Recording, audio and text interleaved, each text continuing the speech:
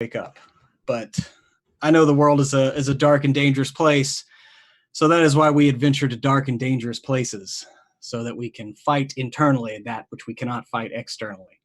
And that is my philosophy for the evening. Hello, everyone, and welcome to Symbaroum, Eyes in the Dark. I am Pruitt, one half of WebDM, and tonight we're going to get back into the adventure. There we go. We're good. Tonight we're going to get back into the adventure and have some fun in the light Dovacar because where we ended last time was pretty heavy. So we'll get to the recap. But first, I would like to get around to cast and crew, see how everybody's doing in these days, and then we'll get to it. Let's start with I'm going to roll a d4. Greg, starting with you.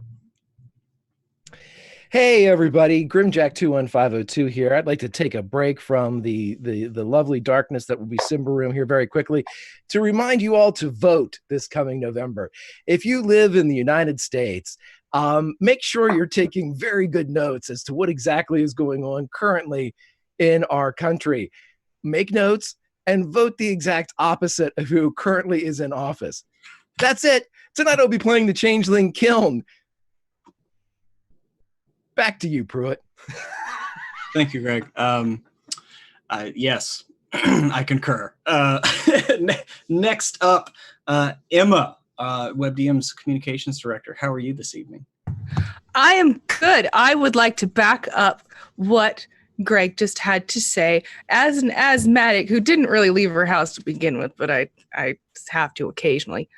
Fucking vote!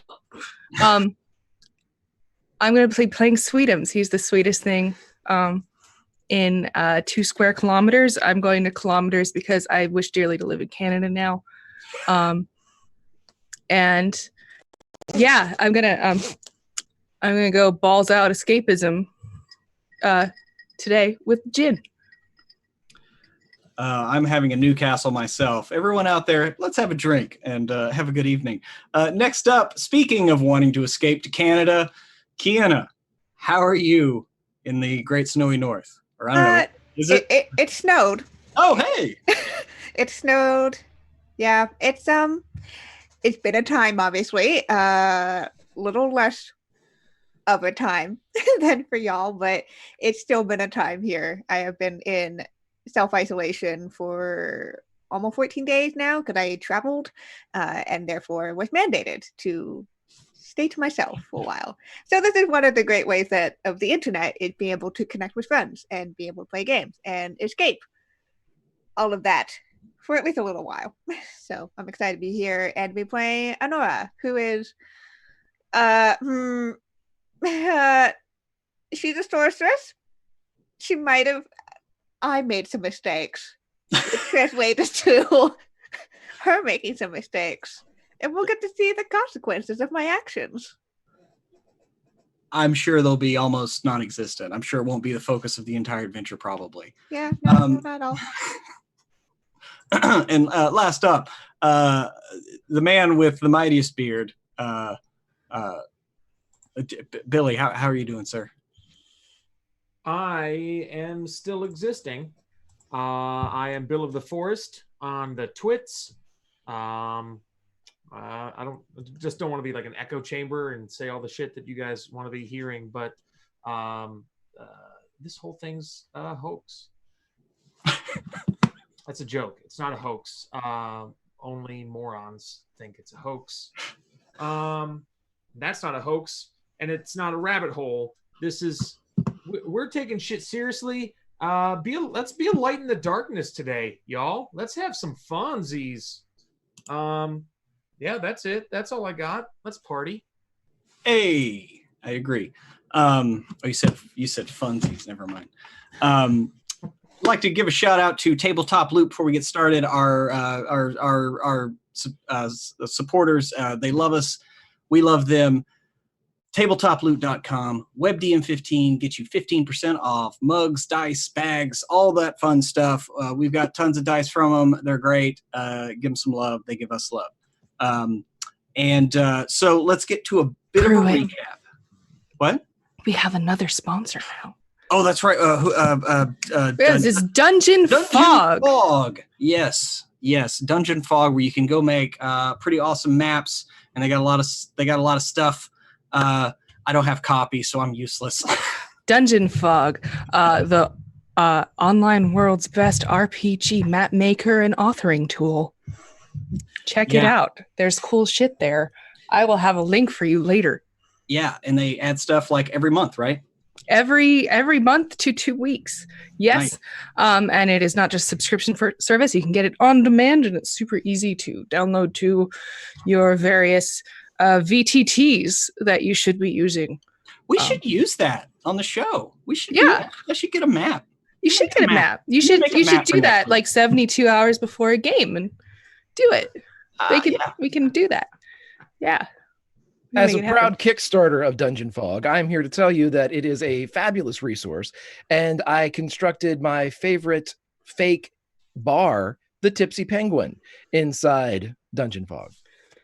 So that's a great name. Thank you. It's also a great service. I do. I was a backer, and I love Dungeon Fog. I've said enough. Please vote. That's how it comes full circle, just like that. See, actual users of the product on the show. So next week, tell you what, I'm going to see if I can't get a map made, and we'll use it. We'll see what happens. So let's do a quick recap as we descend into the Davokar Forest. Our heroes, for different reasons, found themselves attached to a peace march, as it were. The barbarians of the forest were at odds with the church of the Ambrians in the lands to the south. Some altercations half a year prior, rituals being disturbed in the meantime up till the present, but it can't continue. So peace was called for, and they were en route to said peace. The sorceress Honora falling in with the priests themselves, trying to find out some information. The brothers of the woods helping out various woodland creatures and getting some information when a troll attacks after a storm. It wreaked havoc and lay down. Sorry, I'm dealing with the troll myself right now in my lap. Until a rage troll attacks the host itself with a very pointed target. Wasn't just attacking randomly, and that was noticed by many members of the party. And that's what led Kiln to seek out in the woods, and he found definitely someone who was controlling the troll itself. Sweetums trying to protect the barbarians, while Honora just unleashed hell upon the troll, and that was redoubled back upon her head as she reached her corruption limit. And only by the graces and the quick thinking of Unjala,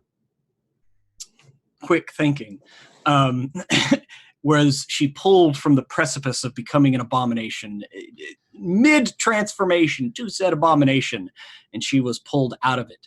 And that is where we left off last time. And we're going to pick up with Unjala. Unjala, after you cast your spell and you took the corruption upon yourself, bringing yourself almost to your corruption limit, you could feel the shadow, its oily, inky, cloying tendrils wrapping around your soul itself, pulling you down below the Davokar forest floor. You fall unconscious, and you dream. You dream you're floating in the forest itself, as if by some power, as if you were in the water, as you float between the branches and you look down upon the scene that you were just a part of. You see Honora turning, transforming into some hideous hag creature with extended arms and fingers that are far too long for any kind of real use, ending in these horrible claws. As you see her changing, you see yourself reaching forward, and you see yourself fall. And you see Kiln out in the woods, unaware of what you were doing. And you hear behind you what would be up into the air as you are floating, looking down upon this. You hear your brother's voice, Kiln. Why didn't you look for me? Why didn't you try to find me? I was a little tied up.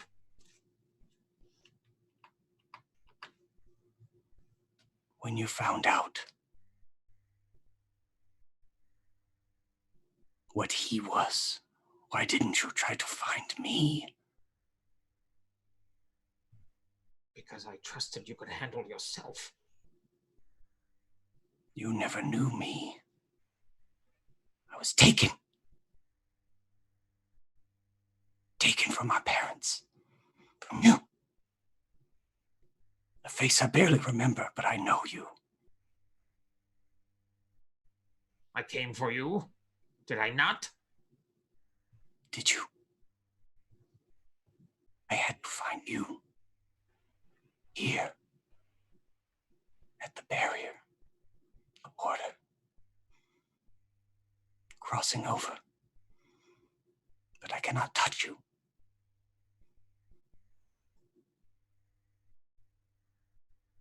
It is not your time yet.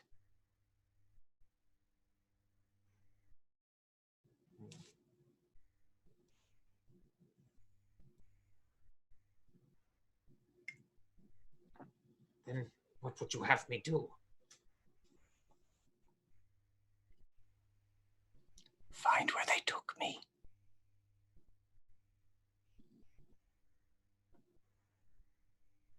Find me. In the lake. In the lake? And Unjala, at the mention of that word, a splash of water as barbarians and those that are around you right now are trying to wake you up as you're lolling in and out of consciousness. Kiln, you are returning to the main host a little bit later, and you see a few people gathered around your brother as he lays on the ground. He would sprint. He And would, yeah. Okay. As you move up to him, as they're splashing a little water on his face as he's coming to, you see his eyes open. And they're still glowing just a bit before fading. I must find him. I must find him. The lake. The lake. Kiln would kneel to comfort physically, but it would be a mental projection. What is wrong? What did you do? There was a transformation, a corruption. I tried to stop it, and I was above this. I was looking down on this, and I heard a voice. It was, I don't know. Pruitt, does he still have the antlers? He does, but you, even as you're, because technically we're saying it's the end of the scene, but basically what you see is you see them, it's like watching a time lapse of like wood rot and decay. As the minutes pass by, they're drying and cracking and falling bit by bit off. But you, I mean, being what you are, Kiln, you know what this is. Then switching from mental conversation to audible conversation, Kiln would lean as far into his brother's face as possible and say, a corruption transformation that you stopped. Why? Do you know how many people would have died if it would have gone all the way through? I do not care about other people. Well, I gambled and I won. I'm still here. They're still here. This time. I didn't know I could do that. I didn't know it could be done. Again, why try? Instinct.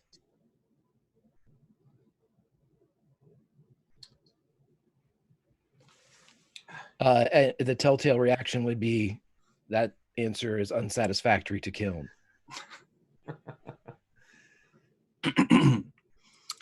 And I just want to make sure are y'all done with your scene? Okay, cool. So as we kind of shift over, Sweetums. Yes. You were left with holding the dying barbarian leader, Markari. Oh yeah. You knew him some. He was kind to you. He was nice. When others, maybe not so much. And Sweetums, you realize, like, as you step away from him, he left a small necklace in your hand. Mm-hmm. It's just a length of leather with the tip of one of the ibexes around the mountain goats that they herd here. It's like the tip of the horn. And it was something that he had, and it's in your hand as his falls away from it. Okay. I will. Damn it, Craig. It's a poignant moment. I'm going to pat his head. Ew, you guys are gross. Making goat dick jokes on the chat. It's gross. Whoa. Oh, don't try to deny it, Pruitt. It's not the first time.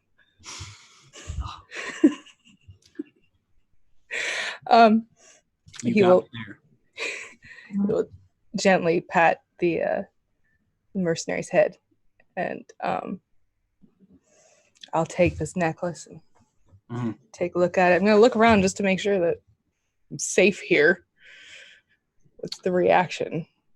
Well, right now the forest itself was quiet, but is slowly coming back alive with just the regular sounds of insect and animal, birds flitting about.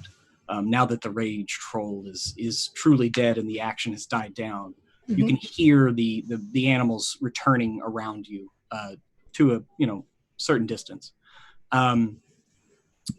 The barbarians themselves are beside themselves. They're sitting at the side of their leader. His second is sending off like runners to go get Mama Banny, since she had departed in advance to prepare for the ritual. And but the ministers of the Church of Prios, who, if you recall, had taken place right behind the barbarians in the fight.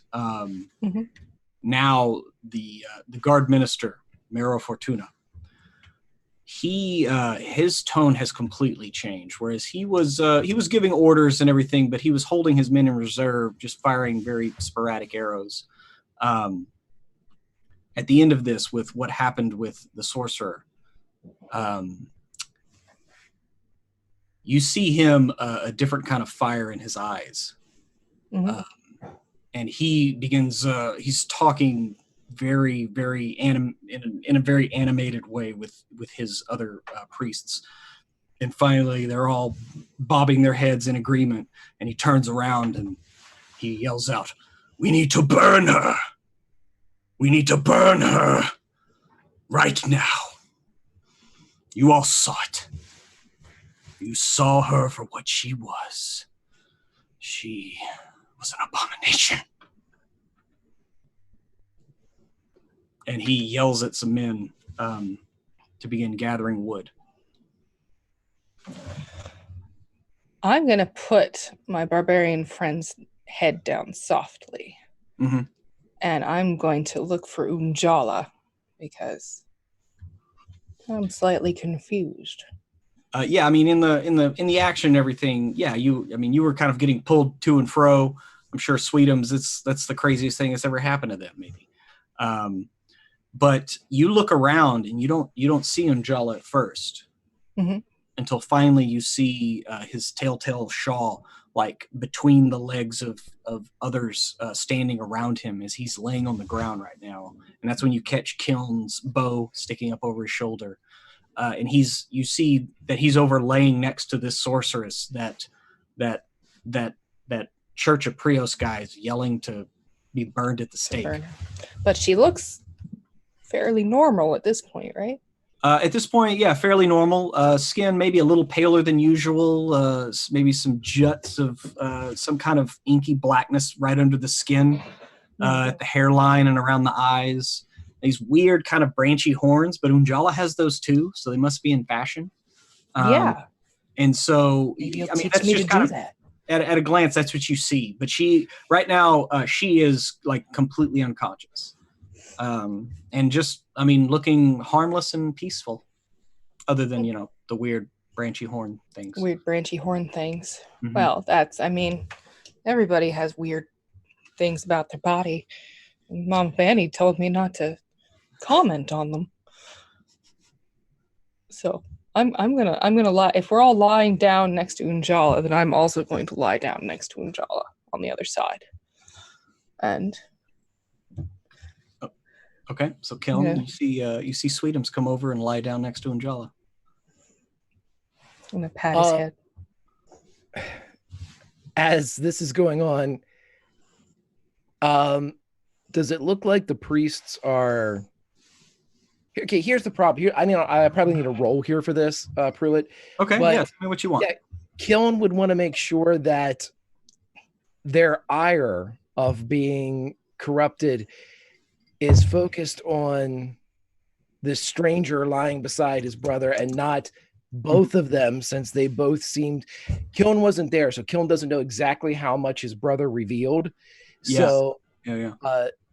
What can I roll to kind of see if he can observe that? Yeah, give me a notice or no, I guess it accurate. Would be an accurate, you say?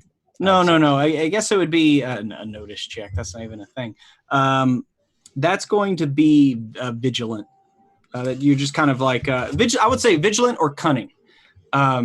As far as just trying to piece out because you can just kind of hear they're having, like I said, they're having a very animated discussion, multiple people talking at the same time. So just picking out the pieces and putting it back together. Whether you want to try to listen to everything, that's like more vigilant. But if you just want to try to grab the essence, the gist from random snippets, I would say cunning. Yeah, I'll go with vigilant. Any modifiers against or for? I would actually say that this is going to be at, again, since there is a lot of crosstalk, this will just be at a -2. -2. All right.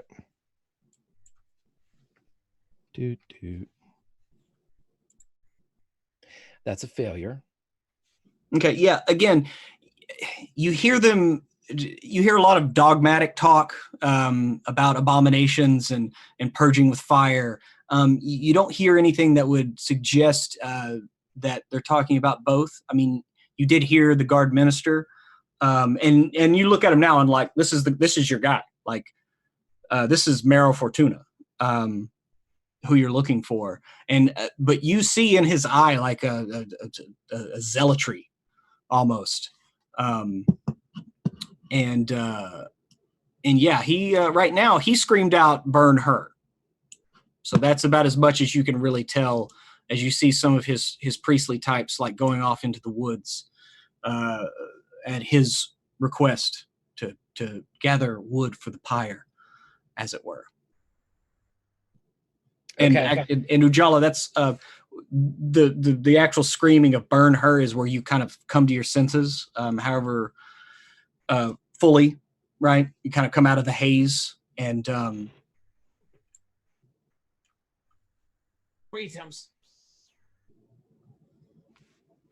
Yeah, Unjala. Are you all right? Yes, I'm very tired. Can you Hey. you do a favor for me? Sure. They want to burn the lady next to you, but she seems nice. And she's just asleep. Yeah, well, we're It's not rude. going to let that happen. Okay. Someone who could have done this fast is a very powerful individual, and I need to learn more about it. Okay. Sure. What can I do for you? Can you pick me up and set me down right next to her, but also sit there and be prepared for the allergies? Sure. Okay, sure. So I'm gonna Kiln is right there, right? Yeah. I'm going to interrupt. No, you're watching. Yeah. Kiln is going to look at his brother and say, why are you doing this? Indicating the unconscious form close to him. This is a stranger. You can't be revealed. Revealed. I mean, what? Is there a surprise? Yes, sweetie. You didn't tell me big there's a surprise surprise. coming. Huge surprise. Hey, this conversation could use the silent song with the steps. Oh. Okay. Well, I'm gonna pick up Unjala like a frontwards pickup where I put my hand around his chest and I put my other arm like underneath his legs so that we can get beside Kian's character. Now, And you just had something serious to say. As soon as you would stand up with him, Kiln would say, let's go talk over by the trees, away from everyone so we can plan. Is that Unjala? Is that what you want? I'm not going to let them burn her. That's barbaric. I'm not saying that we provide wood for them. I'm saying that we go away, talk about this, and then return. Sweetums, let's go. Give me another vigilant. Actually, Sweetums, you can give me a vigilant too, as you're kind of walking off. Did you want me to do a vigilant? And this is with no modifier. Success. No, I got it too. Because you're the way she's holding you, it's kind of hard for you to see this. Well, you'd be like facing out. I mean, but you are walking out to the woods, right? Oh yeah. Yeah. I mean, you're tall and you're kind of looking around, whereas he's like right in front of you and has your body blocking his view of this. So you got a 2, and Greg, you got a success as well. Both of y'all, Sweetums, whether if you know this or not, or understand it or not, Greg, you were looking for this earlier. As you are getting up to walk away, you see a couple of the priests like hurriedly whispering at Guard Minister Fortuna, and he like turns and like looks right at you and has kind of a look, and there's nods, and you see him kind of pointing. And a couple of more of the priests kind of go out into the woods looking for wood, but in y'all's direction.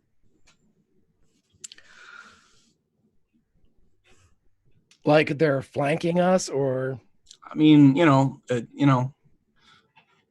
just see you see him with like hurriedly whispering, probably an order, and he kind of is pointing, and then 2 more priests kind of walk out and like, if you are walking this way, like 45s, Yeah, and why are they looking at us? Yeah, Kiln has his bow still out. Okay. And he would address Morrow. What is going on? I am seeing to my brother's welfare. Would not be wise to be near one who was, and he looks over at Anara laying on the ground, has touched the corruption. I saw it with my own eyes. I looked into the face of it. Can you believe everything that you see here in the woods? I have seen so many things you don't even know. Exactly. But I know an abomination when I see it being formed. And that, and he points at Anora, is what I saw. I do not care that she did not that she looks normal again. She was talking to one of my priests. She could have corrupted him. I've seen very strange things here in the woods as well. When a rage troll attacked, I saw a lot of people observing. I do not take your meaning. I saw a lot of people watching and not necessarily fighting. And he would indicate the body of the barbarian friend that Sweetums had been talking to. Because from Kiln's position in the last session, he saw that a lot of the priests were hanging back and not engaging. Yeah, you definitely saw him maneuvering his men around behind the barbarians so that they were in between. You know, they were a barrier. It's like, oh, my men are not fighting men. They did what they could. They used their bows, and spears, and rocks. We are priests of Pruitt. Right, and where is the troll? It is there. It is dead. How? With sword and axe and arrow. There are. Look, it is like an old woman's pin cushion. Whose was the killing blow? No one knows. Exactly. The woods are strange on the eyes. I tell you what, I have. And he would at this point pull down his hood, revealing his blue visage. I have ways of checking to see if the corruption has taken hold. Allow me to carry these two into the woods. If they are, as you think, they will be dealt with by the woods. Or would you like to lose more? I do not know that I would trust one of you to carry out the will of Prios. Oh, it is not the will of Prios. It is the will of Davokar. And Davokar exists under the shining light of Prios like all here. So you say. That's what I've seen. But I tell you this. I will go with you to ensure that they are dealt with. Great. Then pick her up. And he would indicate the stranger on the ground.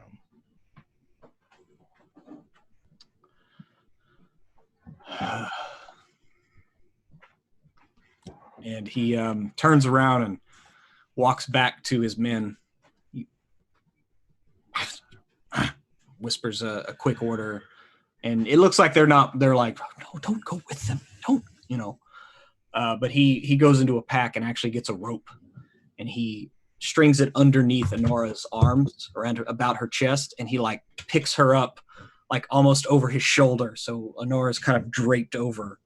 So he's touching her as little as possible, but she's kind of like on his back, like he's just carrying her. And he hefts her with some ease. I mean, he has a strength about him. He's wearing not full plate, some kind of half plate under his tabard of Prios. He does have a sword at his hip, and he hefts her up and walks over to join your group. I'm told that the peace march will go forward. I know where it is, so we can meet back. But what is this justice that you seek? Well, there should be one more in the trial of the damned, I believe. And he would begin to lead them back to the place where he has strung up the corpse of the person that was apparently manipulating the troll.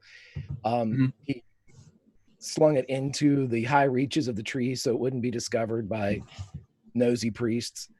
And along the way, he would mentally communicate to his brother that there's a corpse up ahead. I assume that you can do whatever it is that you can glean from corpses, but it may help us prove to Captain Prios here that everything isn't as it seems. correct? Are there any other authority nearby that you would like to see this information as it happens? We're in the woods, brother. The only authority here is Davokar.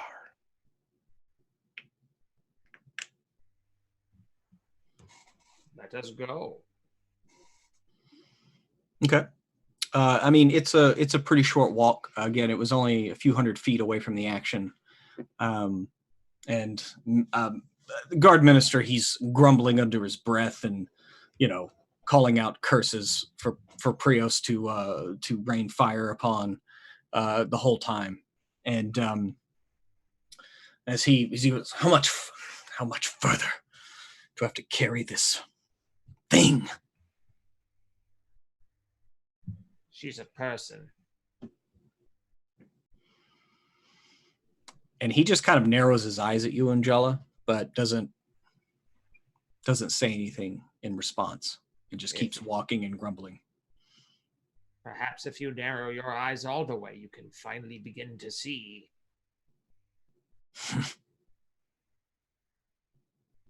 If you're having trouble carrying her, there's a better position, or I can do it if you need me to. Yes, let Sweetums give you a lesson on how to carry people. He is quite adept. And he takes Honora and kind of like swings her around like, here, hey, please. That's not the right way to do that. You could really hurt somebody that way. Oh, that would be such a terrible thing. It really would. Unjala, I think I've heard of this. I think it's called sarcasm. Sarcasm is for the weak. Sarcasm. It is? Okay, then I won't use it. So I'm gonna pick up Honora. I'm gonna shift Unjala. I'm gonna carry one in each arm. Like the weirdest pair of twins you've ever seen.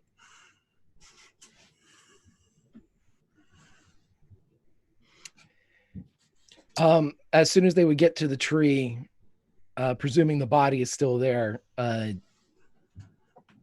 Kiln would cut the tether that was anchoring it to the lower branches and send the body crashing down.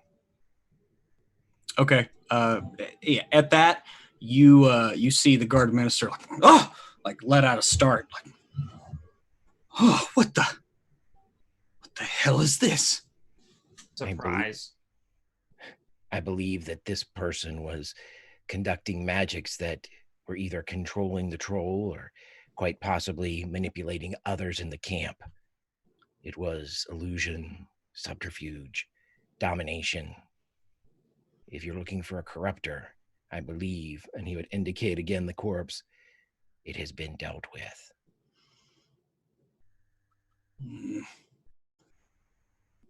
And he like walks over to this person and kind of kicks a shoulder on the body to roll it on its back. And you see the features of the changeling in their dark clothes. And a look comes on his face as he's staring at this person. What's that look, Pruitt? Any of y'all can give a vigilant if you'd like.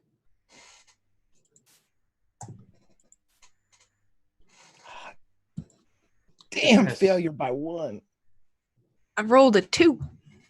Another 2? Well, I didn't get a 2 the last time. I said I passed 2 last time. Oh, okay. As well. This time it's a 2. Unjala had like a slight success. Okay. You see a look on his face of it's a bit like disgust, but a misplaced disgust. It's just out of order for his bearing and air.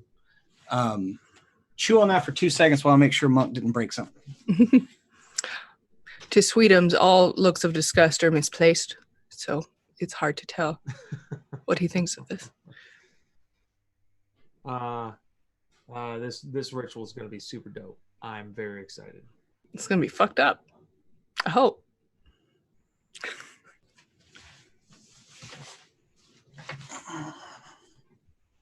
Oh, my shirt's starting to get green screened. It's true camo.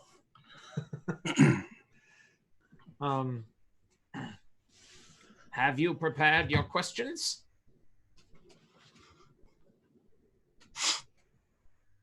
Any information you seek to gain from this one? The Fallen. I mean, I think the obvious, who they are, who sent them, if they were controlling this thing, as he kind of motions towards Kiln as he proposed. There's a catch. All questions must be yes or no questions. They can only reply by knocking. 1 knock is yes. 2 knocks are no. So think carefully. I will not have much time.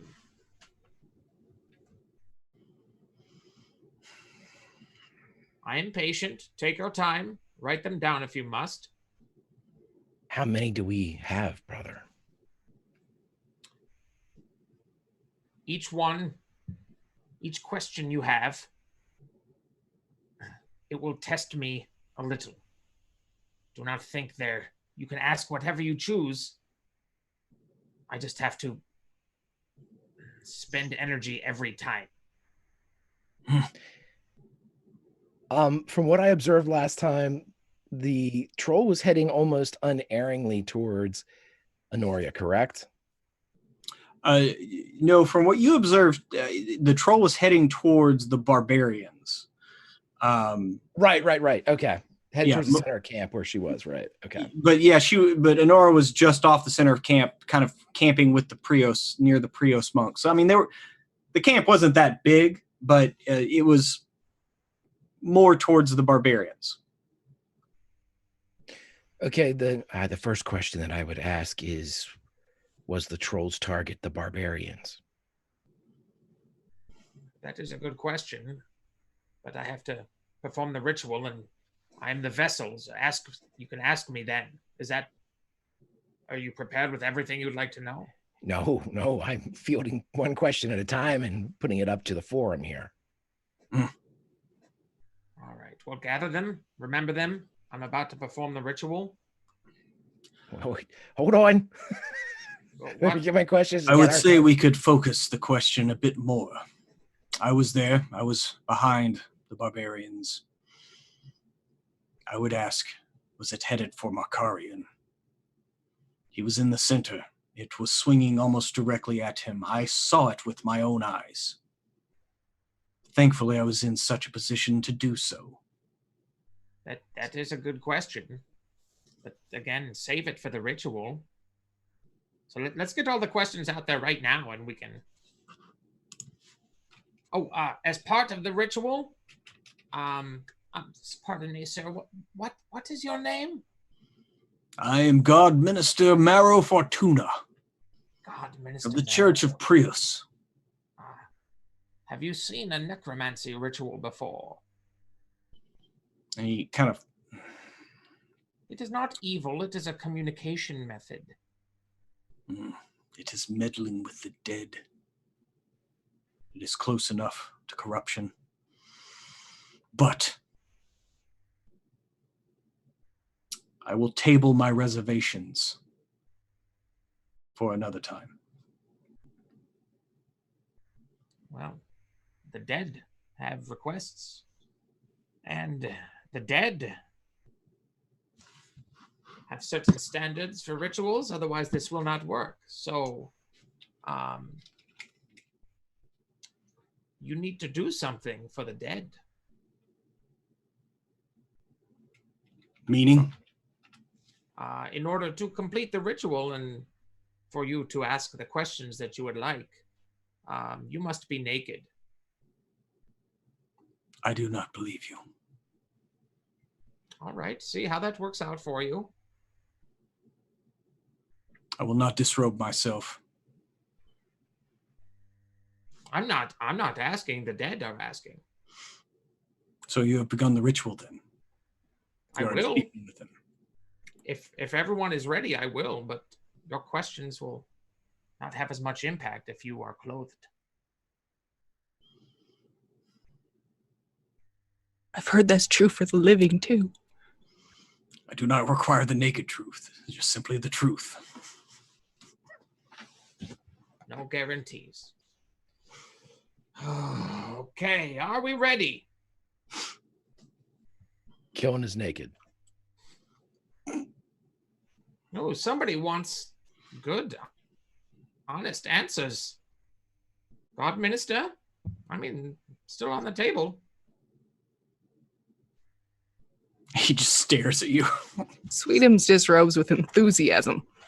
Oh, dear God. Well, did you even have any questions, Sweetums? What do questions have to do with it? Good point. Excellent. Here we are in the woods. Kiln makes sure that he doesn't stand directly beside Sweetums.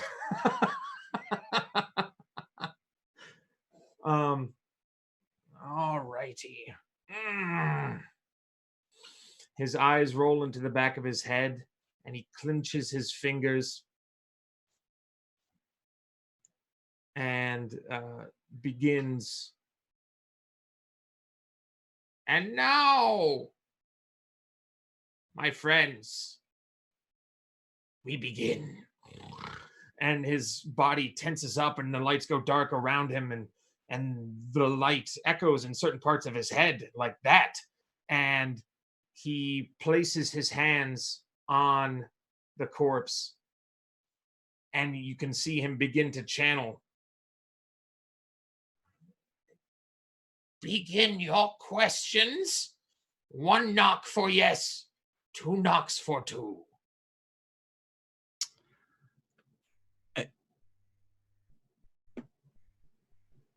Two knocks for no? Yes, that's what I meant.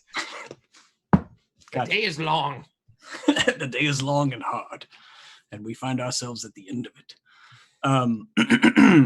Okay. Yeah, and so as you cast your spell, and this ghastly light overtakes you, Unjala. Honora, you have been lost in a sea of utter blackness. You realize fairly quickly that there is no point of origin for your senses. You don't see with eyes and hear with ears.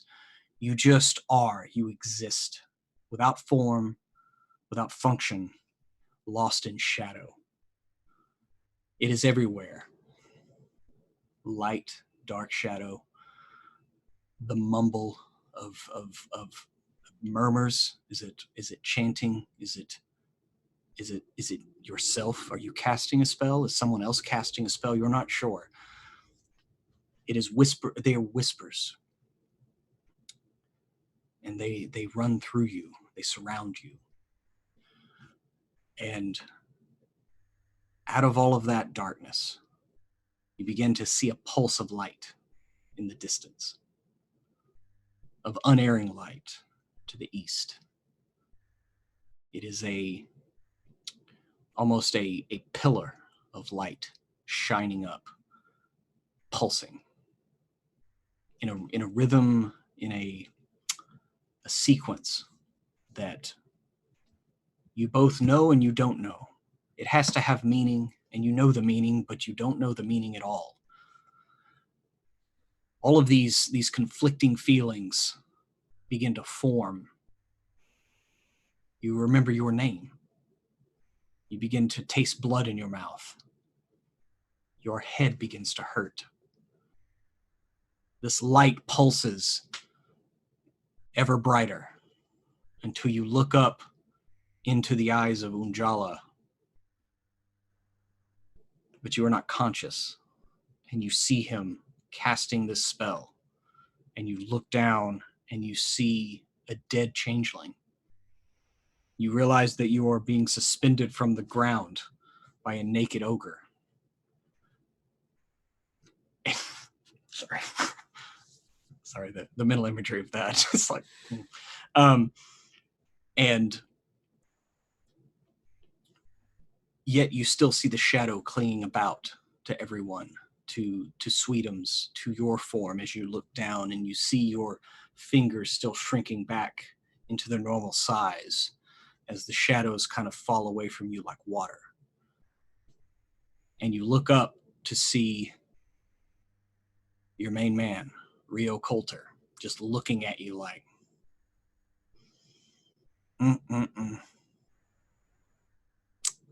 Had such high hopes for you too. I guess it's about time for you to wake up. And your eyes fly open.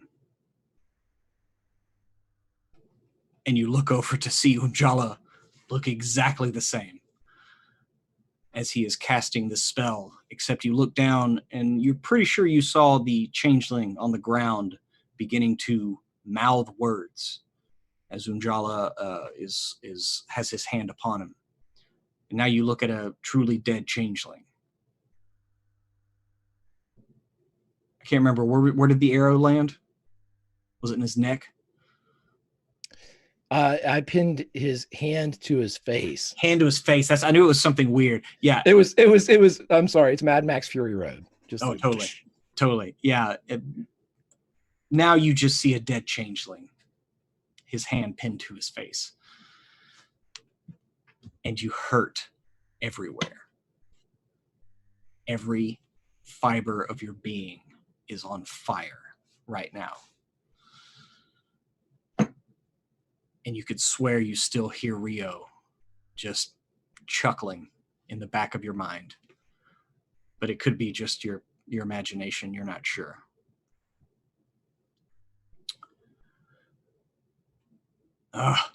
It's awake. We'll deal with you later. As you look over to see the guard minister like looking at you with seething hatred. Honora. Oh, good. Carry on. I'm not going anywhere. Changeling, is it ready? Should we ask our questions? I mean, you're not naked, but sure.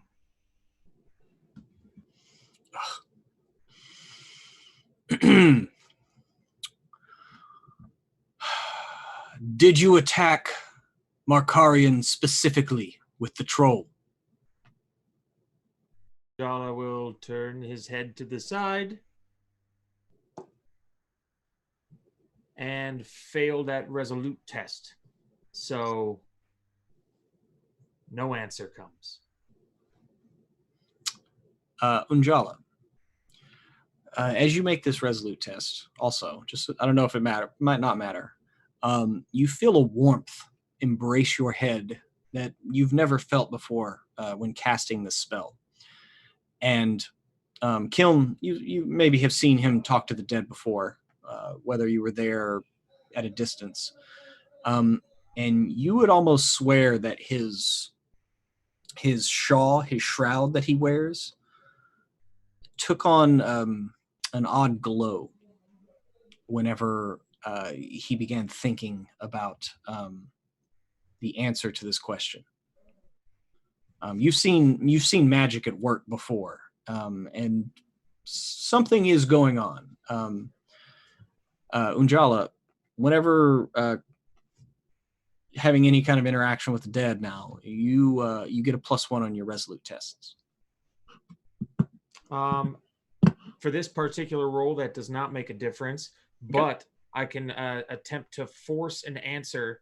I can attempt to force an answer by rolling again. Okay. Mystic can try to force an answer from the dead, but at the risk of becoming possessed by the spirit. So I roll another resolute test, and if I fail... Why? Okay. Yeah. But massive success. Massive success. So at first you could feel the essence of the changeling, the spirit of it, just flat out refuse your call. But then you feel the energy pulse up through. Are you? How are you interacting with the body? Are you just touching his arm or his face, or like? My hands are cradling his ankles. His ankles. Okay. You just feel a single twitch. That is a yes.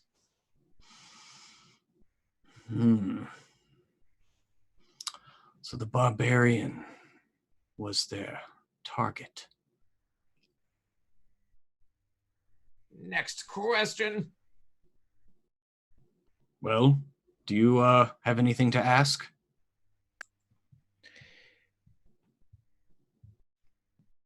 The people that sent you, did they come from the north? His head turns to the side. Success.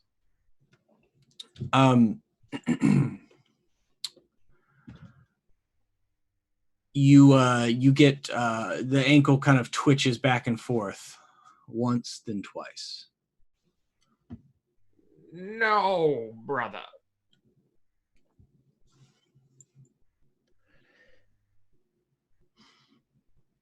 Did those that sent you come from outside the woods? Head turns to the side. Critical hit. You got a critical success. Mm-hmm. The changeling himself, you hear a weird as like his chest expands and he takes air into dead lungs, and they are Davokar.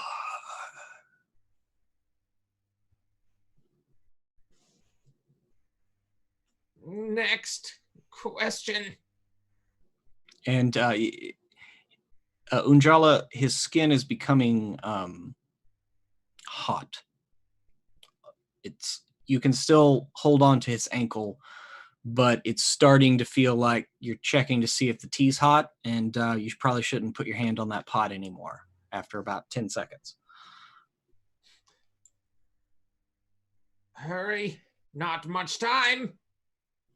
Do you have a contact inside the parade or the column of people that we're with?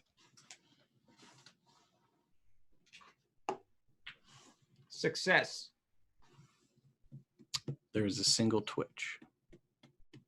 Yes. Do you have time for one more? Or are you like, I'll risk it. well, that's not. You can do this one more. This is going to be at a -2. You're going to start incurring penalties now. Okay, -2 total or -1 with them +1? I mean, I'm just giving you a -2 penalty. You now have that +1 every time. Okay. That's like basically you have a burial shroud. But yes. Okay. All right. Is One this more question. person a priest?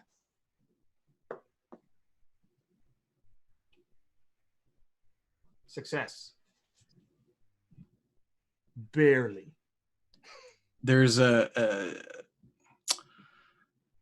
there's an excruciatingly long wait as you think maybe you've overextended the use of your magic.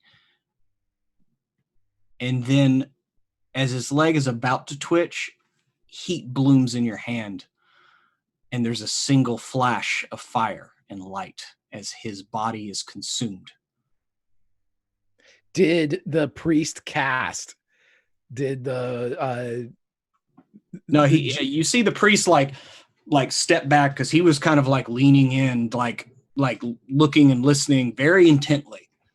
But Unjala, you'd be able to say that this was definitely an answer. It was a single flare of light and fire. The call was won. That is a yes.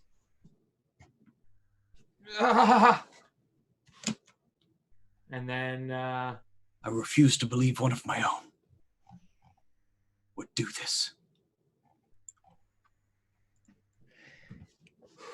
Unjala falls to the ground, and he's clearly visibly exhausted. His chest is like heaving. He's covered in sweat. Yeah, Kiln would indicate the corpse of the whatever's left, or indicate the changeling or himself or whatever, and say, you may refuse to believe all you would like, but are you sure you travel with who you think you travel with?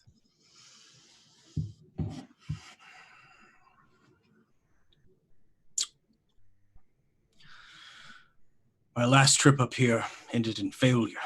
That is not what I wanted for this one. To be taken down from within, though. I cannot abide this. I will not abide it. We must find who this is.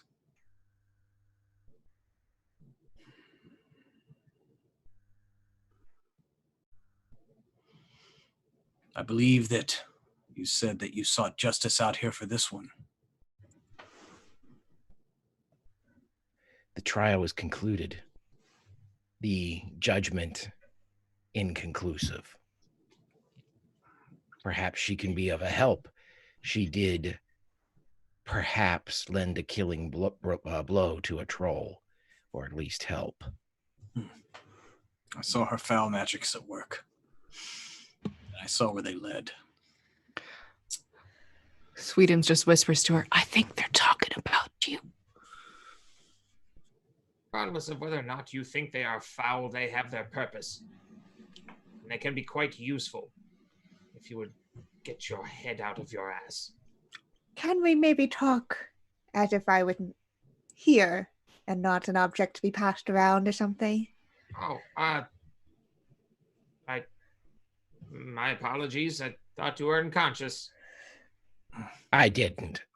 Do you want me to put you down, miss? Ugh. And at that, like Mero Fortuna, he turns on heel and begins walking back to the camp. Leaving y'all here with the charred remains. Are you okay? As okay as I can be, all things considered, thanks to you. Your name?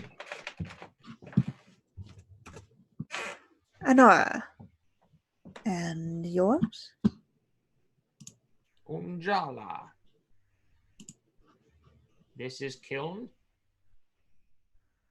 I'm Sweetums. It's nice to meet you, he says as he scratches his belly with both hands. It's nice to meet you too. Well, that certainly was interesting. That is power I have not seen. Well, still getting a hang of it, clearly.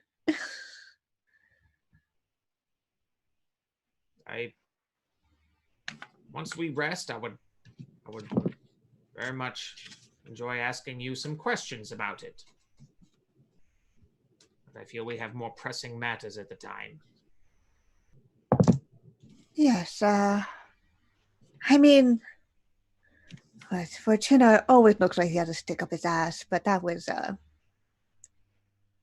another level. They tried to burn you. Oh. So, know that now. Well, I appreciate you clearly helping. Would not have been a nice way to wake up. If you would have woken up. Oh, I'm sure the fire would have. Anyways. Intriguing. Shall we go back? I suppose. I believe I'll need a little bit of a catch up as to what just happened to you. I knew what you were doing. I just Well, what was I doing? Oh, you communing with the dead, of course. Of course. Of course, but I just need to know you're in your right mind and that you haven't gone mad. So, do not be insulted if I ask you very elementary questions. Question 1. How do you feel about Nickelback? Really, Greg? This is how you remind me of Nickelback? Pruitt, it's not the time or the place. Sorry. Just need to take a photograph of everything so I can remember. Oh, I see. I'm happy that I can't think of a Nickelback reference. That means I'm doing okay. Mm-hmm.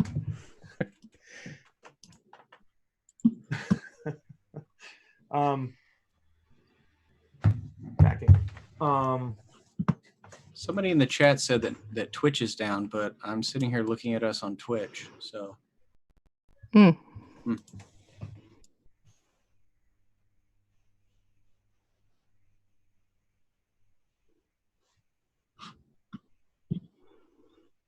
Yeah. Oh, okay. It's Twitch being twitchy. It's living up to its name. I mentioned Nickelback and the beast appears. God damn it, Greg. Look at this photograph. No, No. All I want to do is laugh. please.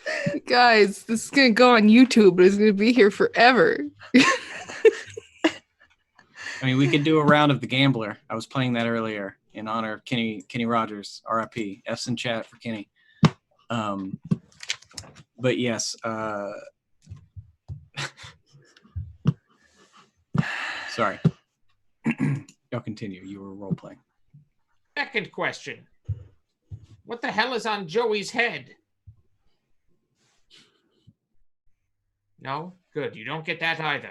That means you're doing okay. Just right over. Cool. It's the only Nickelback lyric I could think of.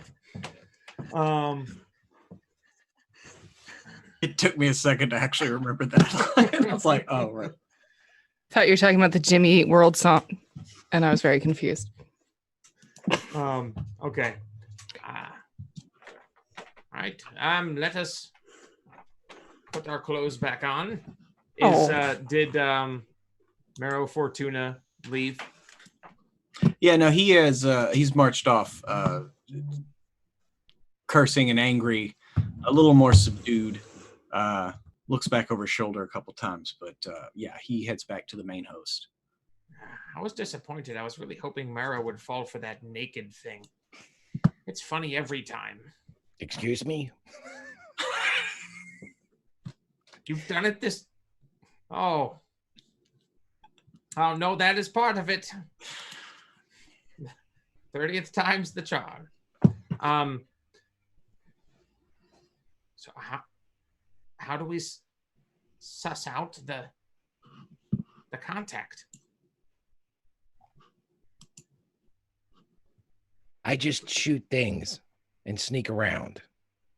The actual interrogation, I leave to those better suited. Well, could we ask him? You could do that.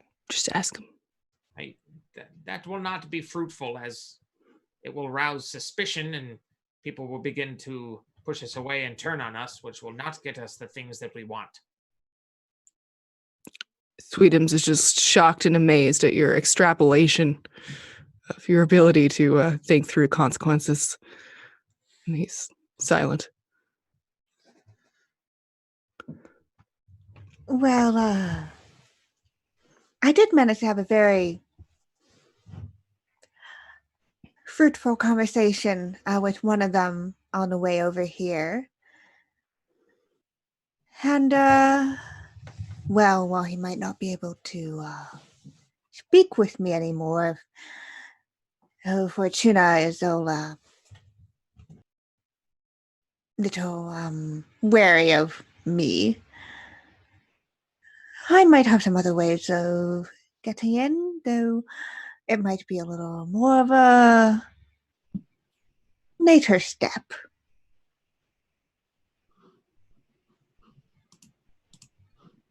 That is good. How would you do that?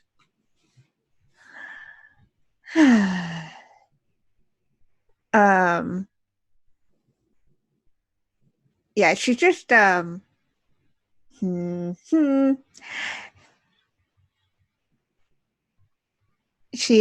kind of gives a very a smile, but it's in that kind of smug I know something you don't kind of way. Although she probably doesn't mean it to be like that. As much as you were curious about me, I feel like it should be brought up more when it's more pertinent. A lady can't be giving away all her secrets now. I do love surprises. Oh, good. So, depends on how upfront we want to be, I suppose. How My much vote do is- I'm not upfront at all.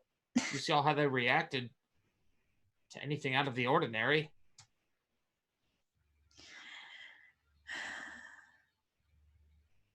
I wonder how much Fortuna will tell his men about this. If at all.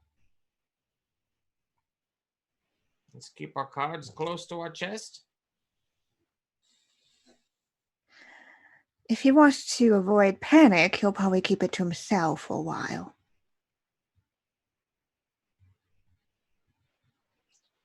We shall see. Only one way to find out. If anything, I probably should be the one to stay away from them, unfortunately. Well, you can, if it is all right with everyone else in the group, you might rather have a conversation, but perhaps you can stay with us. Perhaps. I'm sure they'll just need a little bit of time to cool off. Thoughts of fire gets people all hot-headed after all.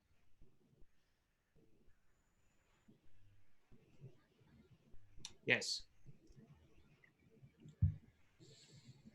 So let us see what consequences await. Okay.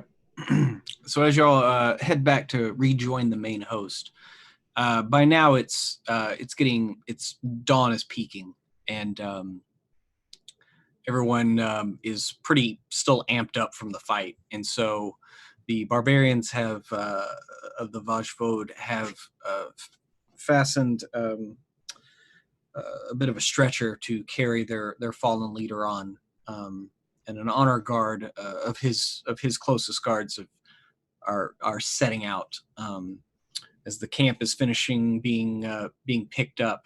One thing you do notice, Unjala and Honora, that you didn't notice before, as you're walking back up there are just teeth everywhere of all kinds, all sizes, all makes. You see a couple of people in the Ambrian host fighting over what they're claiming is dragon. Like, it's got to be a dragon tooth. Look at it. Look at it. It's as long as a dagger. And he's got a freaking tooth that's about 4 or 5 inches long, and it's sharp and serrated. There's a couple of the more mundane healers that are cleaning scrapes and cuts from the shower of teeth that came down. And camp kind of gets a little quiet when y'all come back, especially seeing Honora and Unjala up and walking around. But everybody goes about their business, and within an hour or so, the procession continues on. Although the priests of Prios have now taken it upon themselves to be in the lead, to kind of be in front of everyone. And the barbarians are fine with that. I mean, it's a well-known trail leading further north into the woods. The storm that had been raging before y'all made camp, the clouds have rolled back in, but there's no rain. It's just thunder. As the morning begins, kind of a little gloomy, but like light peeks through from the sun every now and again, as it mostly stays just to thunder and lightning. So as the procession begins once more, where are y'all? What's y'all's next move?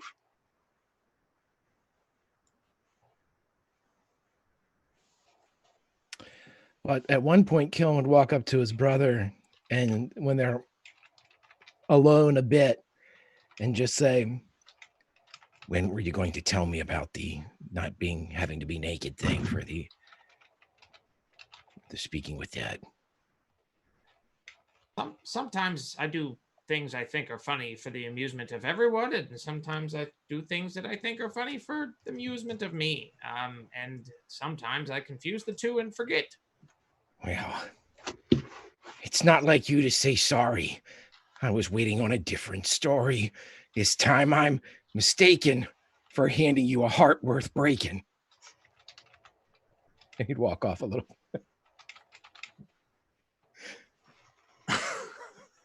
This is how you.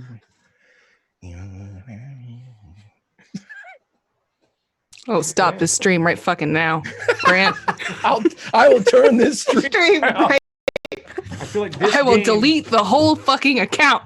I mean, I never made it as a wise man. Okay, I couldn't cut it as a poor man breathing. Is this the Mamma Mia of Nickelback? This campaign. Oh God, I hope not.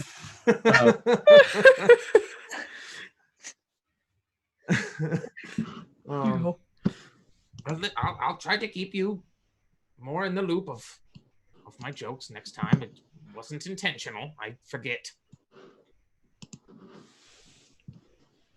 I could keep going because something fits perfectly, but I won't because I've been warned by Emma not to continue.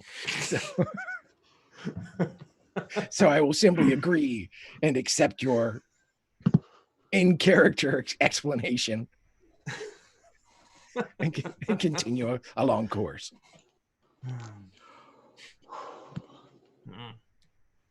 Well, I have abilities. I can't determine which one of these priests is the culprit. I'll have to do something a little more tricky.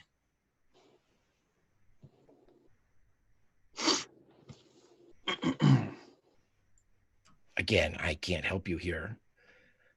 If you want someone shot, I can do that.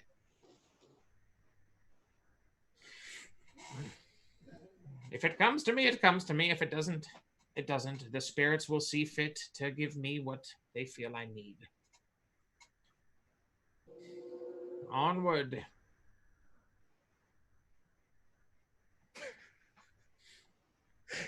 There's so many Nickelback references I am refusing to make. It's okay, Greg. You can do it if you need to. We're all in this shit together. Must not make them. Cool. While everybody else is doing it, I'll be Googling because this is the game now. Oh wow.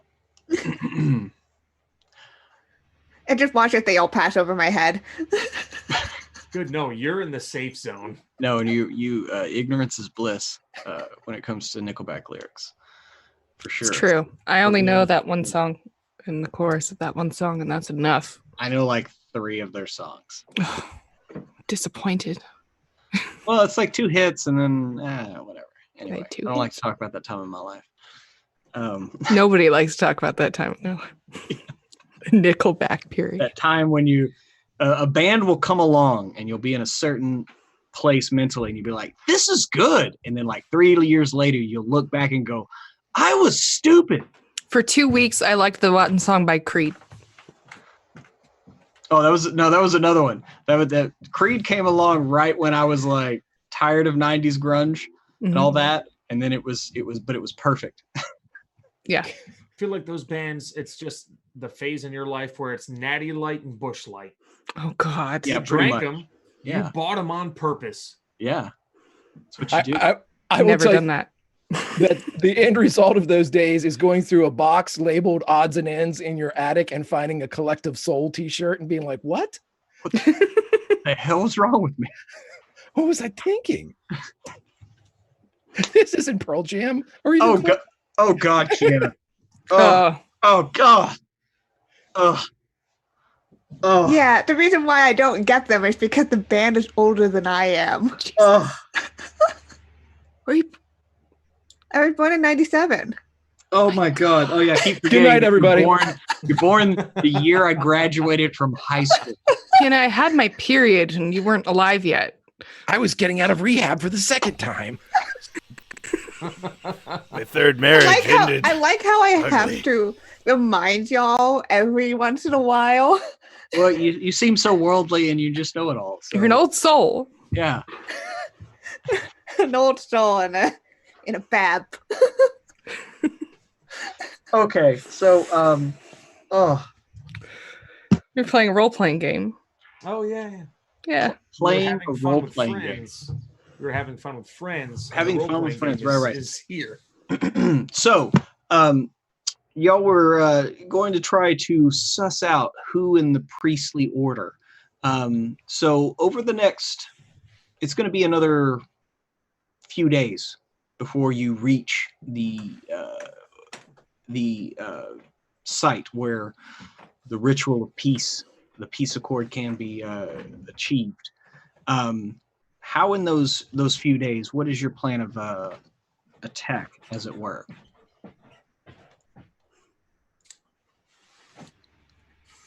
So Honora's plan is that at some point when they're paused again, she wants to possess her priest friend who she stole a hair from. Right. Okay. That's her whole thing. She just doesn't want that to be the first solution because it requires her to be Right. away from her own body for a while.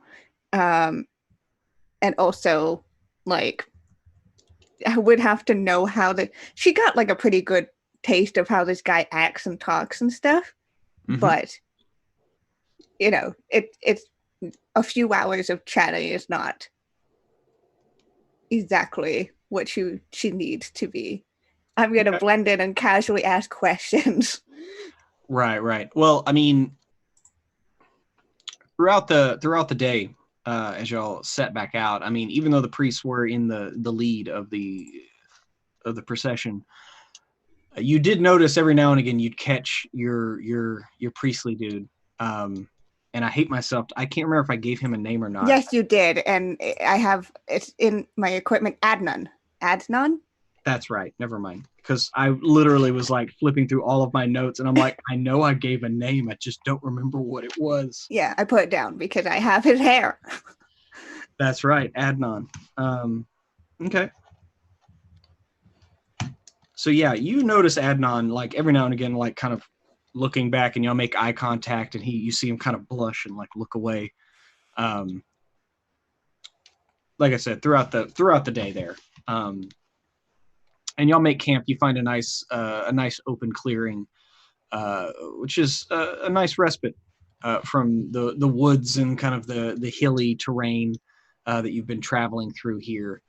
Just a nice little open area as the sun is setting and the weather is turning a little bit warmer. I mean, it is spring, leaving winter behind, and but this night is especially warm. As you see various members of the Ambrian host and the priests who are wearing armor, you see them peel it off a little bit earlier than they usually would, as it starts to get a little sweltering as the sun goes down. As you set into night, like the humidity is pretty high. It's like a June night in Austin here, about 98 degrees and about 90% humidity. So fun. And yeah, the camp itself begins to set. Although you do notice that there's a tad more space in between each delegation, between the Vajvode, the main Ambrian host, and the priests themselves. They whereas before they were at least a little closer. Now there's a tad more distance and a little more suspicion. Yeah. Pruitt, if at all possible, I'd like to take a position like in the tree, just to kind of a vantage point of the priest's area, to see if I could observe any type of abnormality or someone sneaking off into the woods, not using like the loo or something. Mm-hmm. Yeah, you can find a spot. Give me a discreet to see if you can get into position. This is going to be at a -1.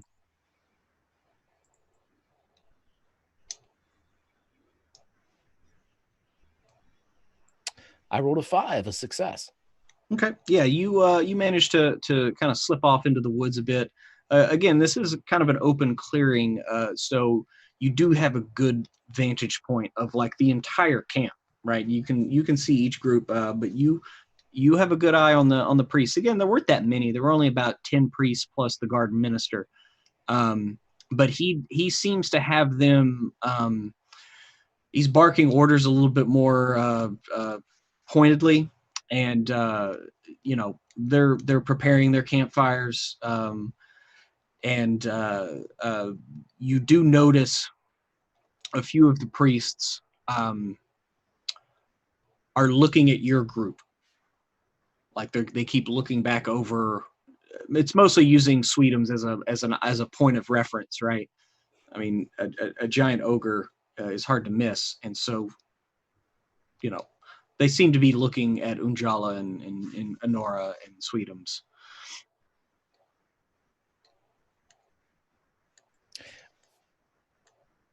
I'll remain in telepathic contact with my brother, but I would like to just observe the priests, but also I don't know if I can do this, but keeping account of maybe a defining characteristic of each of them. Somebody's wearing a red strap on one of their packs or something, just to see.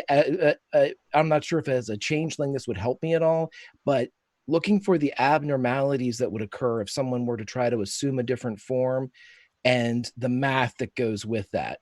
We have X number of priests. We have, doing all of the variables that would go into if someone tries to become a member of one of the other groups and leave the camp, that if there was a way for me to kind of differentiate between the numbers game, between they had the two defined camps. I'm trying to define them even further. Right. Okay. Yeah, I mean, right now, it looks like the priests are just doing their normal thing of setting up camp, laying out bedrolls, preparing meals.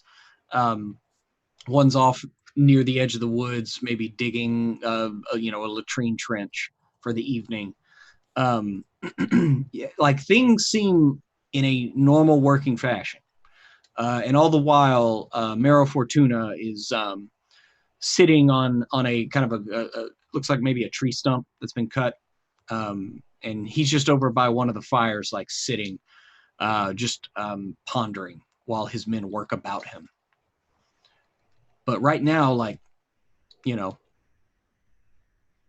nothing seems to be sticking out.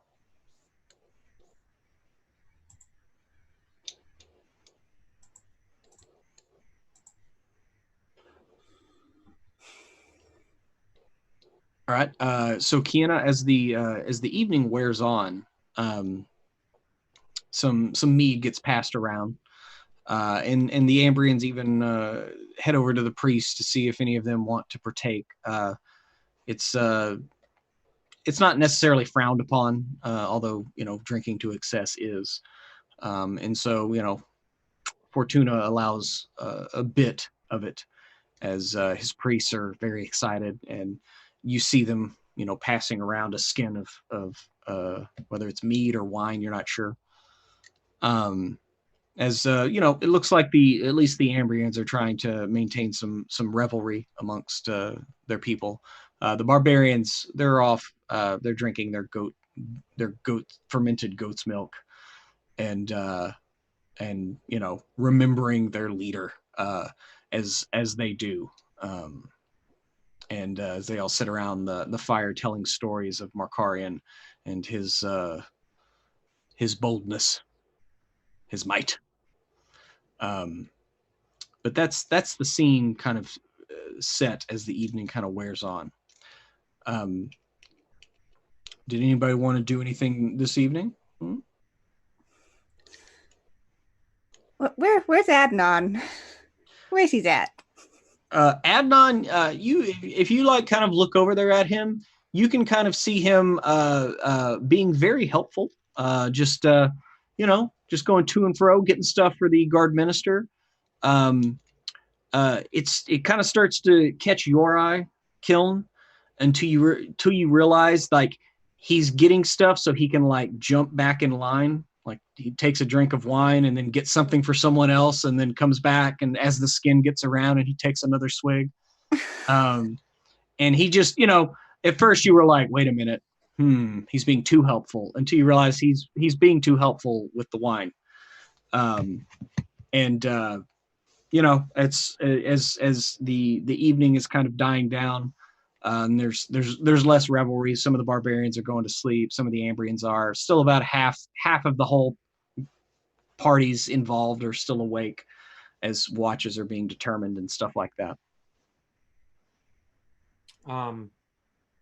As the barbarians are kind of settling down, I would kind of want to see what the new leadership is. Mm-hmm. And then once it's kind of like, once I generally have an idea, I want to approach the leadership by myself. Okay, yeah. Markarian's number 2 man is a more elderly gentleman. You know him as well. You're pretty sure his name is Volka, like polka but with a V. Mm-hmm. But he's been in, he's a pillar amongst the Vajvod. But he's always been there for Markarian, especially after Markarian lost his son some 6 months back. It was very hard on the leader, but his right hand man, Volka, was always there. Even some were saying that he was basically leading for a very short time, as grief took Markarian for a bit.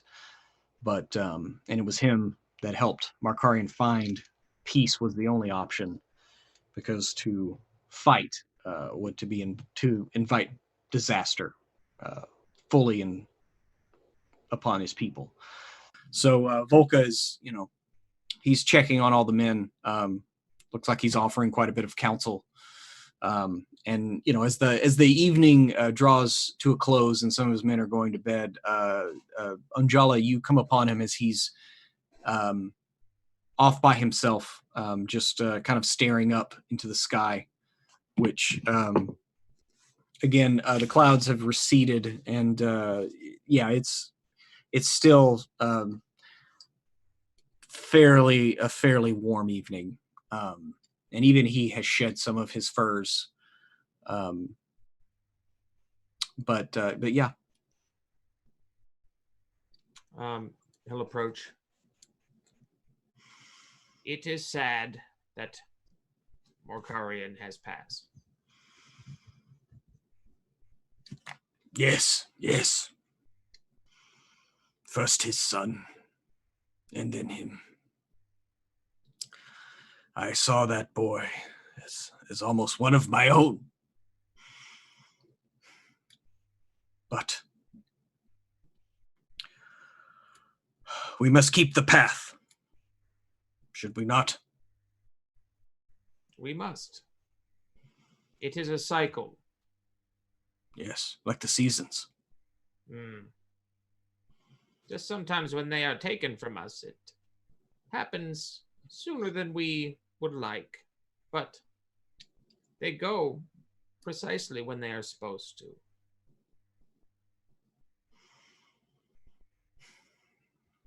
I never really liked that kind of talk. We are part of something else's game. That we have no control over our destiny. But perhaps I'm just old in my ways, intractable in my thinking. Some might say you are wise as well. There are positives and negatives to any particular mindset. Mm-hmm. But at the end, all that really matters is that you accomplish things. And what is it that you hope to accomplish here? I want to help you. Mama is- Bonnie has done many a good thing for me.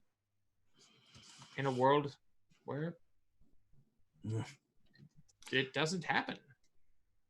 And yeah, you see his jaw kind of tense a little bit at the mention of Mama Banny. It's no secret among the tribes that he's often been at odds with her and her coven's council. He's more of like a military man, and she's more of the mystic arts. So they're often butting heads over the course of action, and so, but he doesn't. He knew how Markarian felt about her and her sisters, so he doesn't speak any ill words. Although you can tell he wants to.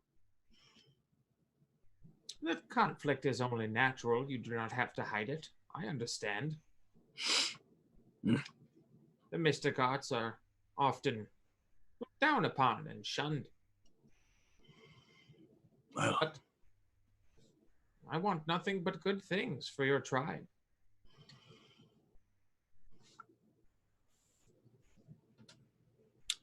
so that is your goal, to help us? I help those that have helped me. I have heard tale of you, Unjala. It is said that you are not of the Dovakar. You come from the lands to the south, yes? The Davakar claims what it wants. Hmm. I have given my life thus far in search, research, experimentation, education. The forest have given me much and taken much from me. It is its way. So I am not of the South per se, but how much different do you see me than any other witch you come across of the barbarian tribes? You look the same. You smell the same. And we are the same. I suppose so. In this march, this peace march, Yes. I would greatly like to know as much information about your rituals as possible in order to help you. Well, it's a fairly simple ritual, as I am, from what I remember. All the parties involved, we bring an offering, sacrifice as it were. And you say the words. I believe that there is some marching. Not really sure why, but a circle of something closing it. I don't know. A march or a dance? Those are very different. I don't dance. I would not participate in that. I Mhm. believe it is a march. It is the final step. Closing the circle. Yes, that's what she said. And then the peace will be enshrined, and a pact will be made. And when they are disrupted, how does that happen? Uh, are you talking figuratively or hypothetically, or are you talking about our recent troubles? Your recent troubles, the disruptions in your rituals. I just want to get a better idea of what I'm working with. I have looked into these greatly. I've asked about and the confusion over who is causing them, it seems that there is something at work. I'm not sure. Were you The present? changelings are involved, so be wary. Were you ever present during a disrupted ritual? I was not, unfortunately. I wish I would have been there to lend my steel to those that would disrupt our ways, archaic as they may be. Archaic is not the word I would use. If they're happening in today, yesterday, tomorrow, they're as modern as anything else. What is acceptable and admirable modulates from day to day. Interesting. So your consistency is something I feel everyone should try to emulate. Well, I did investigate the site of one fertility ritual, a couple that had just been wed. They sought out one of the covens.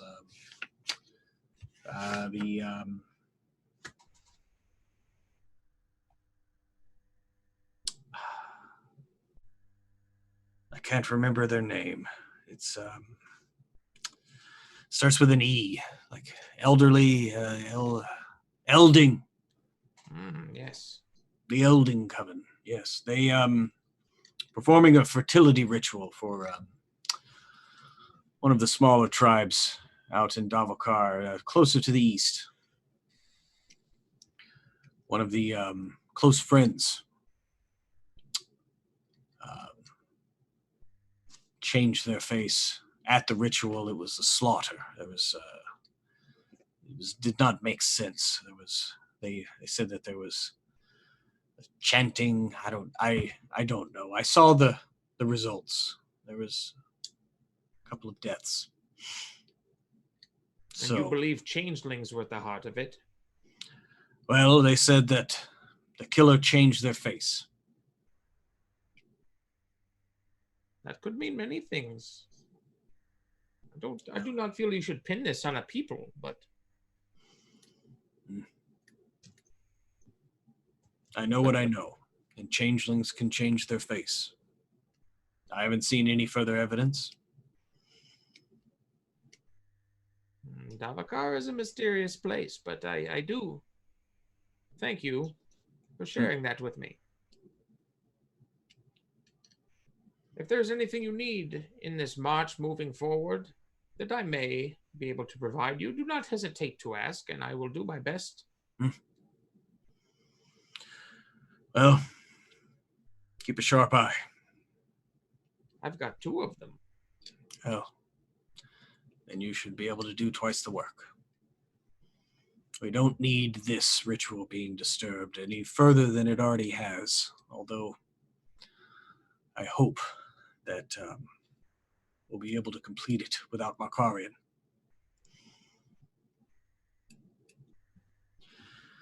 I believe in you. Well, I wish I did. Please, excuse me. I need to go take a leak. He just kind of walks off into the woods. A leak? I have not heard that before. I must use that for later. And then Unjala hobbles back towards the camp. Okay. So you see Unjala coming back.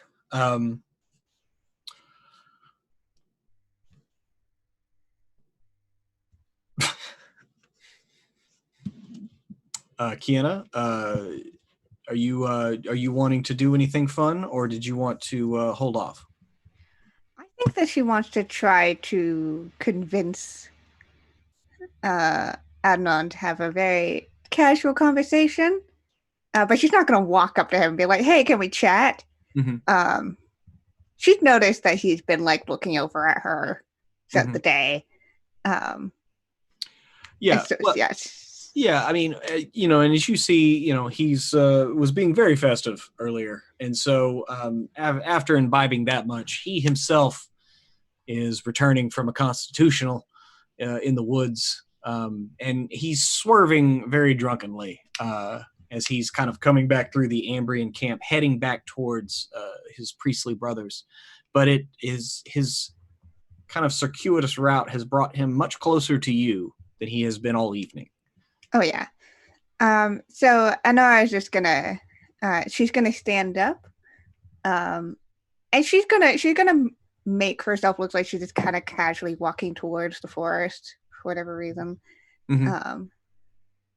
And as make eye contact with Adnan, she'll give a very warm smile. Okay. Give me a either a discreet or a persuasion or persuasive. Persuasive, yeah. Okay. Gonna do that. A success. Okay. Yeah. Straight roll.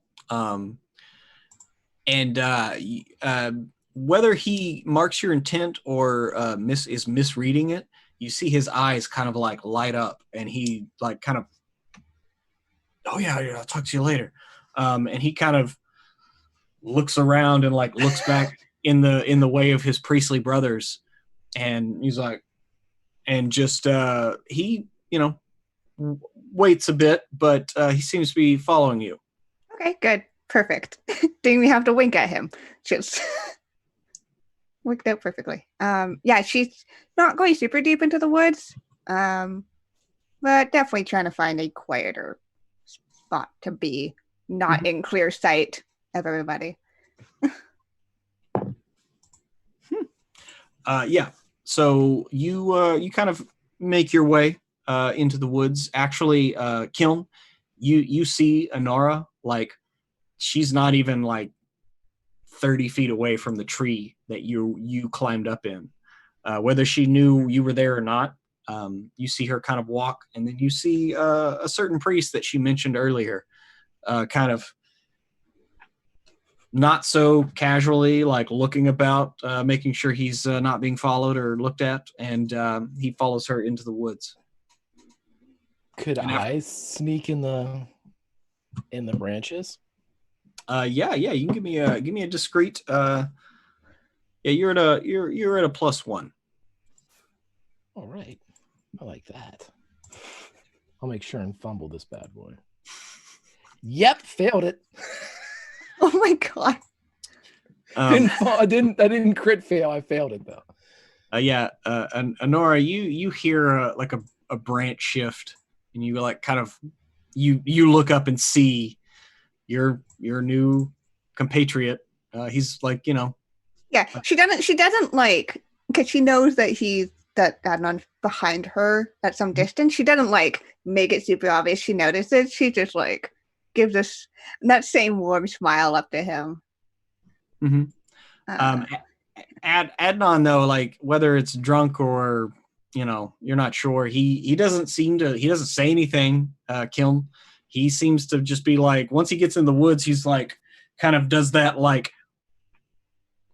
like sneaky walk, like he's like and he comes up to you and Nora, and he's like, "Hey, how's it going? He wanted to burn you." That's what I heard. I did not. I felt bad about that, but you were kind of scary. No offense. Yes. No offense. No. It's you're very nice. Now. I apologize for that. The woods are strange like that sometimes. You do that often? No. Was that like a one-off? It's a one-off thing, but I've heard of it happening before. It's unfortunate it happened to me. Back at the seminary there, they tell us about that all the time. You got to watch out for corruption. It'll get you. It'll reach out and it'll get you. And he kind of like grabs your shoulders, kind of playfully. It'll get you. So, but you're fine now. You don't. The shadow's gone. Totally fine. Don't see any blackness on me. No, but I don't know how to I don't know how to see like that. Maybe you could show me.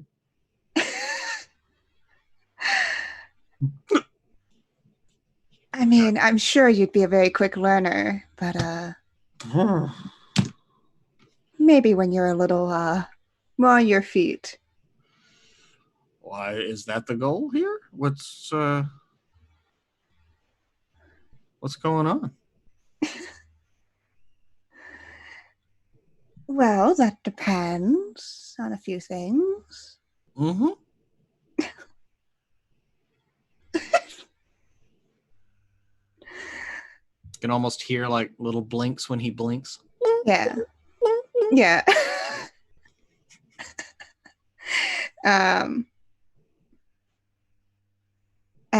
She says, well, I know that you would never want to burn me, of course, right? Well, I thought we hit it off quite well. I mean, you're the first person ever to listen to me for that long. I mean, I'm a bit of a talker. I admit it. It's a character flaw, but we play the hand we're dealt, right? And not gonna say it. So yeah.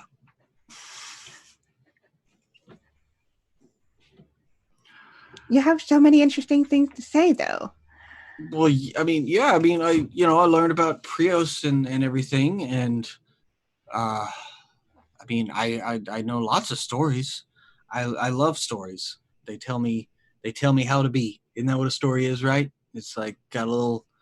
It's like a treat, like a present. Mm-hmm. You think it's just a thing, and then it's got a message or something, right? Yeah, for sure. Yeah, it's like deep. Yeah. Well, are your companions, are they always that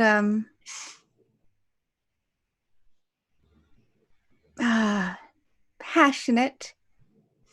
Or Well, if you're talking about our love of our Lord and Prios, I mean, of course, it burns bright in the hearts of us all, but none so bright as our guard minister. Of course. He will lead us out of this. Do you see, like, not one of our guys got dead in the thing when the troll thing attacked? We're all still here. Yes. That's how good he is. So very impressive. Mm-hmm. Mm-hmm. And well, let me tell you, he was hopping mad. I shouldn't be saying this probably. Yes. But he was pretty mad when he got back from wherever he went with y'all. Yeah. Well, he went looking to burn me, and I convinced him I was no longer a threat. But Mm-hmm. Well, I'm not sure about that, because he told us, like, you see those, and he's like, I mean, like, if all of your friends were here, I'd be pointing at you. Right. But he's like, if you see those, like, watch them. You watch them extra good. He said, Adnan, especially you have a rapport. I don't know what that means. But apparently we have it. I've never had a rapport with anyone. Well, it's a very good thing. And it's very good to see that he trusts you that much. Yeah. So, are we going to have rapport or what? God. And like, he's like, you can tell he's drunk. And Oh yeah, he's so drunk. How's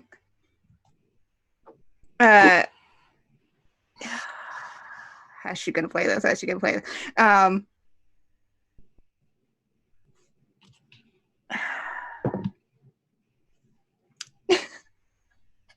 don't know what that role kind is of for. like, you see him actually like teetering. Yeah. I think Honor's gonna like put a hand on his arm, both to like steady him and also, have that physical contact. Um, Yeah, as you put your hand on his arm, like you can just tell he like it's a bit of overstimulation, and he just kind of gets a little like it actually does the opposite effect. It doesn't steady him. He gets a little bit woozier, and falls over like on his back, like out cold. buddy. Oh, well, Keelan, that's, you're from the trees. You look up and like she touches him, and he like falls over. There is, I was going to say, there's a chuckle from the branches. yeah, she just looks up. She looks up towards where she last saw Kiln. And like, even if she doesn't see him, she just like shrugs.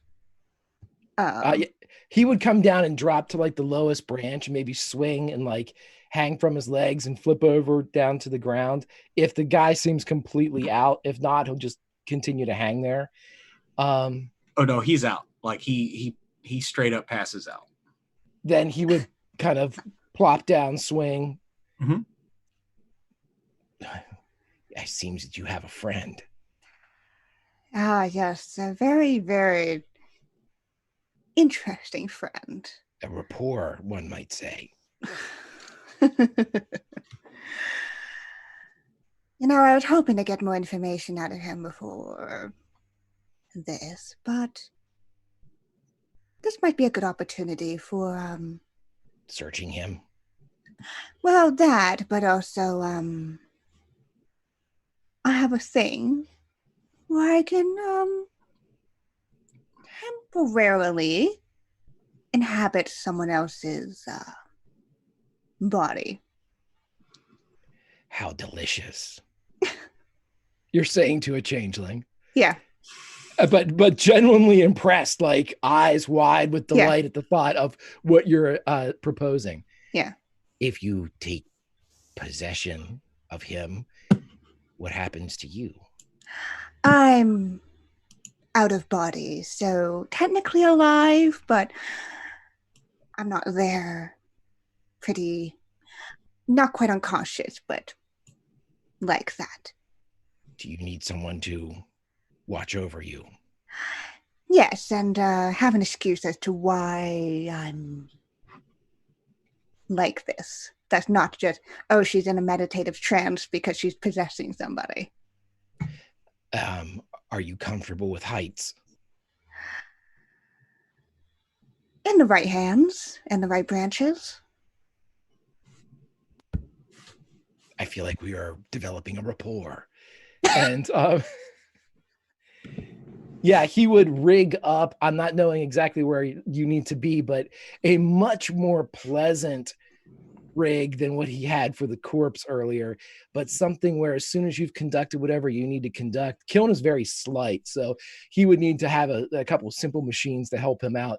But his intention is to pull you up to one of the wider branch structures in the nearby tree and watch over your presumably trance-like body from that height while you do whatever it is you're going to do. Yep. Yeah, she is. She's going to take out. She's going to hold on to the hair that she has, and she's going to pluck a new one from the unconscious Adnan. Okay. So Might as well hold on to what she already has.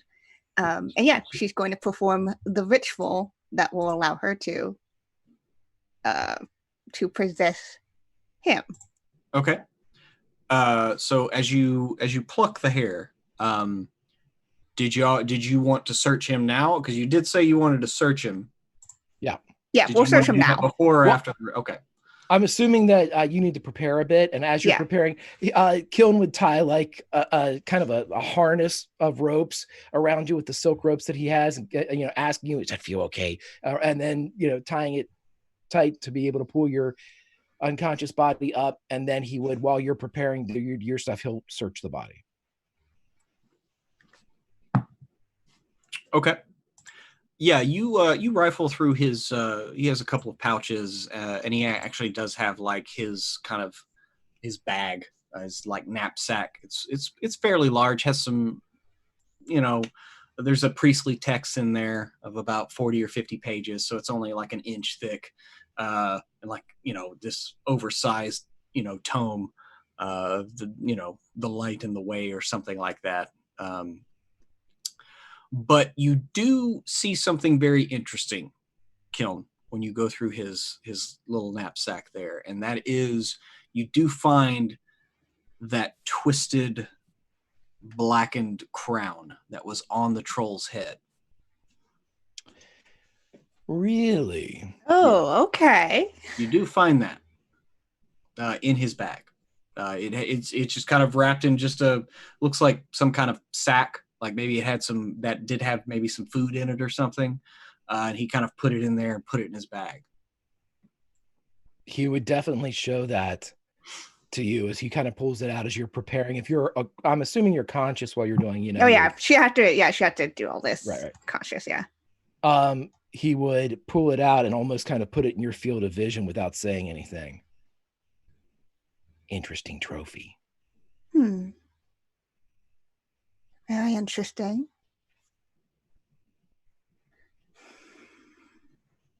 And she's just gonna look at it. I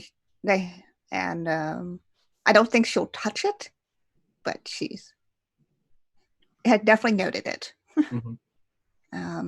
Give me a resolute roll. Oh, okay. Resolute. Just no modifier. A crit success. Hell yeah. Okay. So you've been around magic a lot, right? You've been around many items. Without like having to cast a spell or a ritual, as you just kind of focus on this thing without touching it, you almost feel your hand drawn to it. Oof. There's a weight to it, a metaphysical weight to it. It has a gravity about it that magic items have. And you can tell that this is a very dark and twisted item for sure.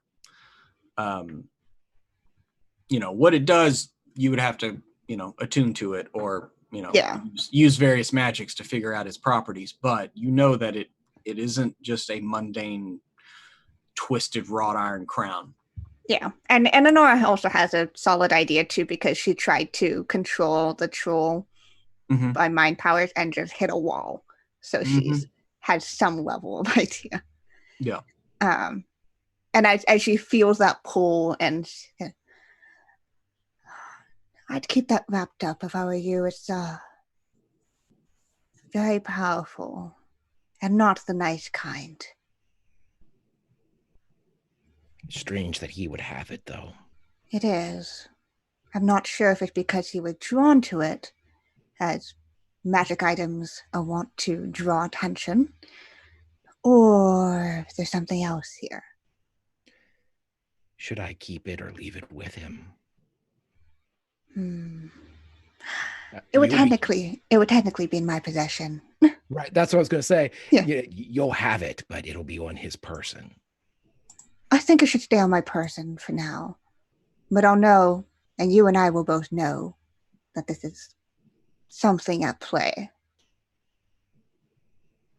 He would put it back inside the foodstuffs and that he found it, secreted away as best he can to mimic what it was, and then make sure that Honora knows exactly where he's putting it. Because before he kind of was just searching through, but opens up the sack and all that stuff. Yeah. Although also you do find some coinage, if just so you know. Yeah, I know. I will like toss the coins to Kiln. He can keep his money. I mean, it's not a small amount for just like a priest. So. Is it like too much? Well, it's not too much, but it's just like for a simple priest like this. I mean, it'd be like walking around with just like a couple $100 in your pocket. I mean, it's not an exorbitant amount, but you would think like going into the woods. It's just weird. It's just weird to have it, like whether it's just him not knowing how to properly prepare or just not, it just seems like extra weight that you wouldn't want to carry because you normally spend your money at Caro's Fen before setting out into the woods. And then you find more money and then you come back. That's what adventurers do, right? And so he's just, it's just like a guy walking around with too much money for his own good. I'll leave him with all his money. Okay. And Kiana. Honora, you perform your ritual. Yep, so it's a resolute check for me. Okay. That's a success with a 6.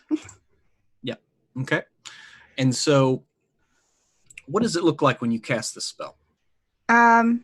So I think Honora had been casually preparing for this because it's technically an hour of preparation. I think she'd been casually preparing for this over the night. So she like pulled out all the items that she had been putting together, like combinations of, again, like crystals and bones and rocks and all this. And she sets it in a formation on the fourth floor. And with each one, she says a word. It's almost mumbled, so you can't quite catch what it says.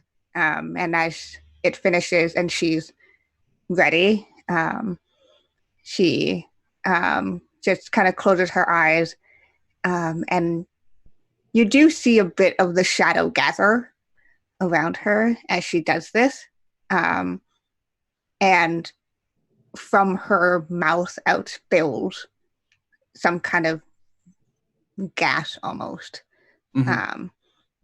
And it flows, as if it's heavier than the air around it, it flows down her and across the fourth floor towards the unconscious body. And as soon as the last bit of it leaves her lips, it touches the body and she goes limp as this fog goes right into Adnan's through his mouth and then settles in that way. Yes. And so Killen, you see this essence, this fog flow into Adnan, and he coughs and sputters at first. But then you see him stop breathing for what seems like 10 seconds, 15 seconds. And then he breathes in. And Honora, you open your eyes as Adnan, staring up the ground, trees reaching up with all of their might to reach the stars that they will never grasp. Oh, he really did have too much to drink. Yeah, that's another thing. I'm gonna need a quick give me a resolute roll. Okay. At a -4. Oh God, okay. He had a lot to drink. Still a success. Well done. So you managed to stand up, a little woozy. You keep your footing. You feel a wave of nausea, but you kind of, you raise yourself up and in through the nose and out through the mouth. And the world kind of stops spinning for a split second as you focus on Kiln. And you look up and see yourself in some kind of silken roped monstrosity. Looks like you're comfortably hanging up in a tree. You have successfully taken control of Adnan. Kiln would have an absolutely no thought of trying to cloud it or mask it. A look of absolute wonder and amusement at what you have just done. He loves this idea. Maybe it's the innate trickster changeling in him, but as he would see all of this happen, his eyes would just get wider and wider and his smile would grow. And as soon as he would see what you've done, he would just nod, "I will be sure to take care of you," as he climbs up the rope and it pulls your body higher into the trees as he uses his own weight to watch over you. Yeah. And Honora will give a little bit of a wave. You should probably tell your brother where I'm at. And that, a lady has her secrets, and sometimes it's very useful. And then if that's the case, Billy, you would hear a giddy voice inside your character's mind as, you won't believe this. The stranger that we knew, she's taking control of somebody. It's amazing. It's that Adnan, that priest. He's coming in. He's drunk. She's playing it perfectly. I have her body up in the forest. It's the greatest night ever. Messages out of context. Well, do keep me posted, brother. Let me know how I can be of assistance. I don't want to crash the party. Yeah, Unjala, you see this Adnan person like start to stumble out of the woods and heading back towards the priest's quarter. I think there's like a slight glance over to Unjala and the Sweetums. This is nighttime, right? Yeah. Sweetums is asleep. Oh, buddy. He's asleep. Snoring. He's trying to spoon with Unjala.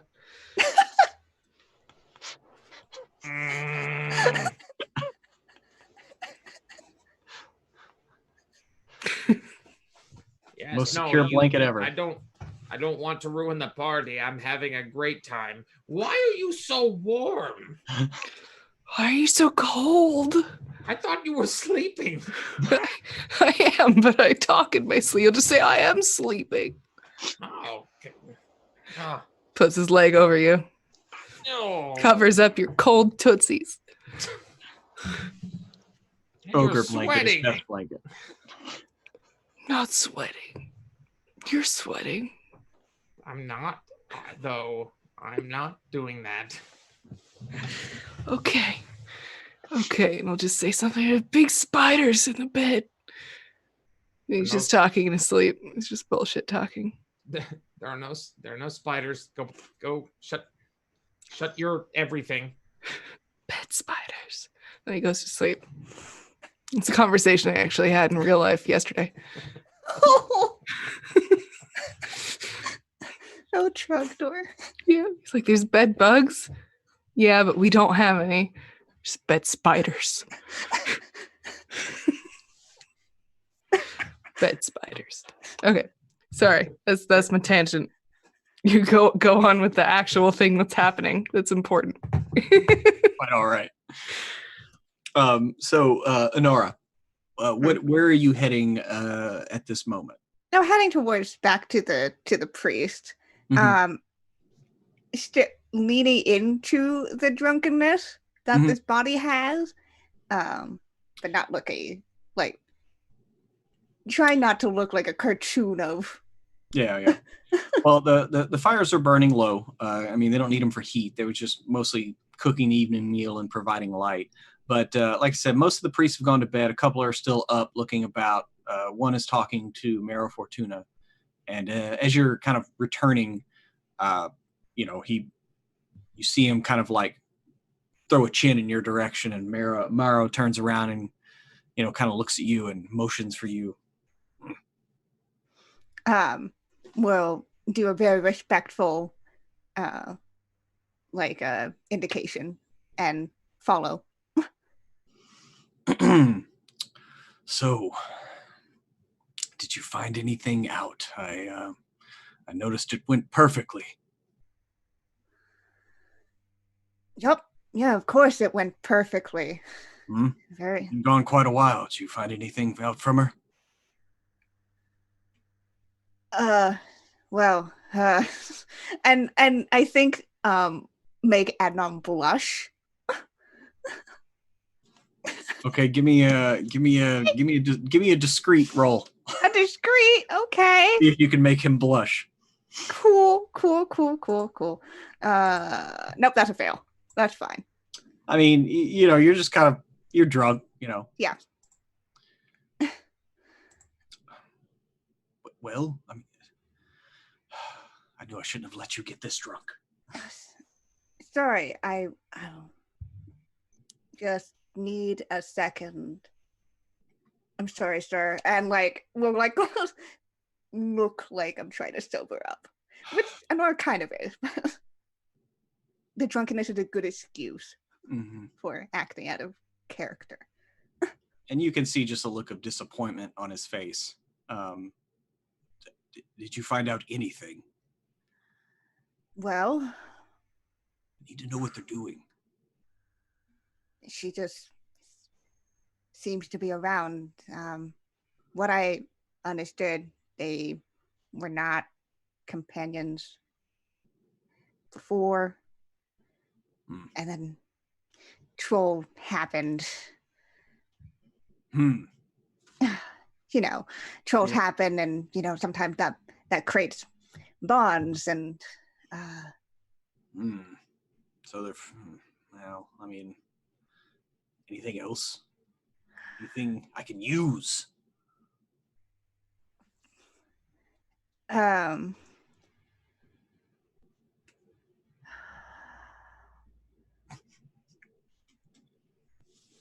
Can I try to think of something clever to do? You disappoint me, son. I'm sure something will come back to me in the morning. And hey, she seems to really like me, so I can continue, pretending to sneak off. So there was a bond forming there. Seemed like it. I mean, she listened to me for the entire talk. I mean, not everyone does that. Yeah. Perhaps I can exploit it. I'm sure if, you want me to try to subliminally tell her something, or, No, I have. I think I know how to proceed. Do you have that? Do you have that crown? And we'll open up the bag and show. Safe and sound. Let me see it. Yep, Honora will comply because that's what Adnan would do. But she is watching very closely as to what's happening.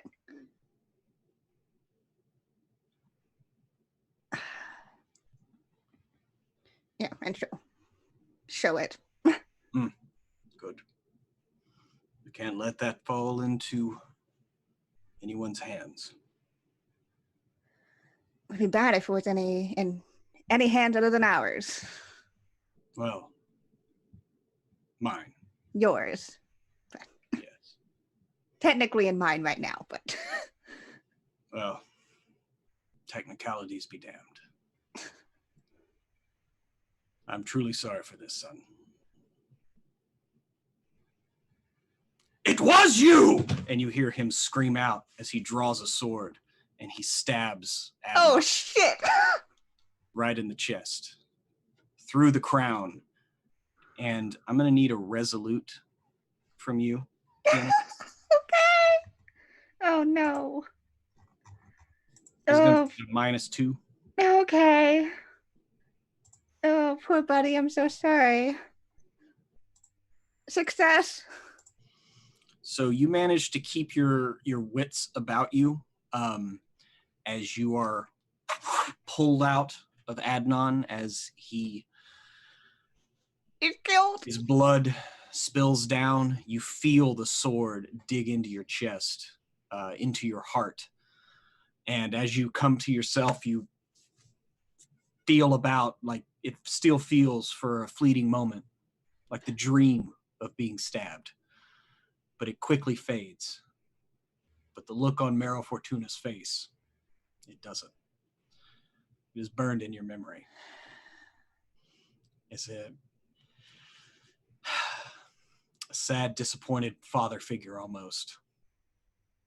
As the light fades from Adnan's eyes and you come back to your own. And that's where we're going to leave off. Oh no. And so, as the adventure continues, Adnan's adventure ends. Oops. Well, oopsie. Honora So- doesn't really feel bad about this. I know she doesn't. Kiana feels bad about this. I do. Alrighty. Well, that's going to be the end of Symbaroum Eyes in the Dark this evening, but we'll see where this moves on to next week. But before we go, let's go around to cast crew, see how everybody liked the adventure thus far, and tell us where we can find you online. If you got any special projects coming up, please let us know. So we're going to start in reverse order as always. Billy. I like it when you roll discreet. You can find me at Bill of the Forest on Twitter. On Wednesday evenings on Grimjack's channel, Tales from the Grim. I am doing Witcher, Artel Sorian's Witcher on at 8 p.m. Eastern, which is a fucking hoot. I love that system. And I'm really thankful that this is like the first game I've played in a week and since last Wednesday, and it feels so good. You guys are so awesome. The world's a dark place. Be the light. Also, don't be an asshole. That's it. Well, that's sound advice. Kiana, you who Mero Fortuna wanted to kill at the beginning of the adventure, and by proxy, sort of got to kill at the end of the adventure. Sorta. Sort of. So, whether he knows it or not, he got as close as he got today. Whoops. Whoopsie. Sorry. It happens. Yeah, no, this was a ton of fun. And I really enjoy all the characters and just getting all the dynamics, all that stuff. And just getting into more shit. I just continually do things that have consequences. I just push the bad life choices button all the time. It's fine. Button. just constantly hit it. Yeah. It's a fair and you got your big hammer. Basically.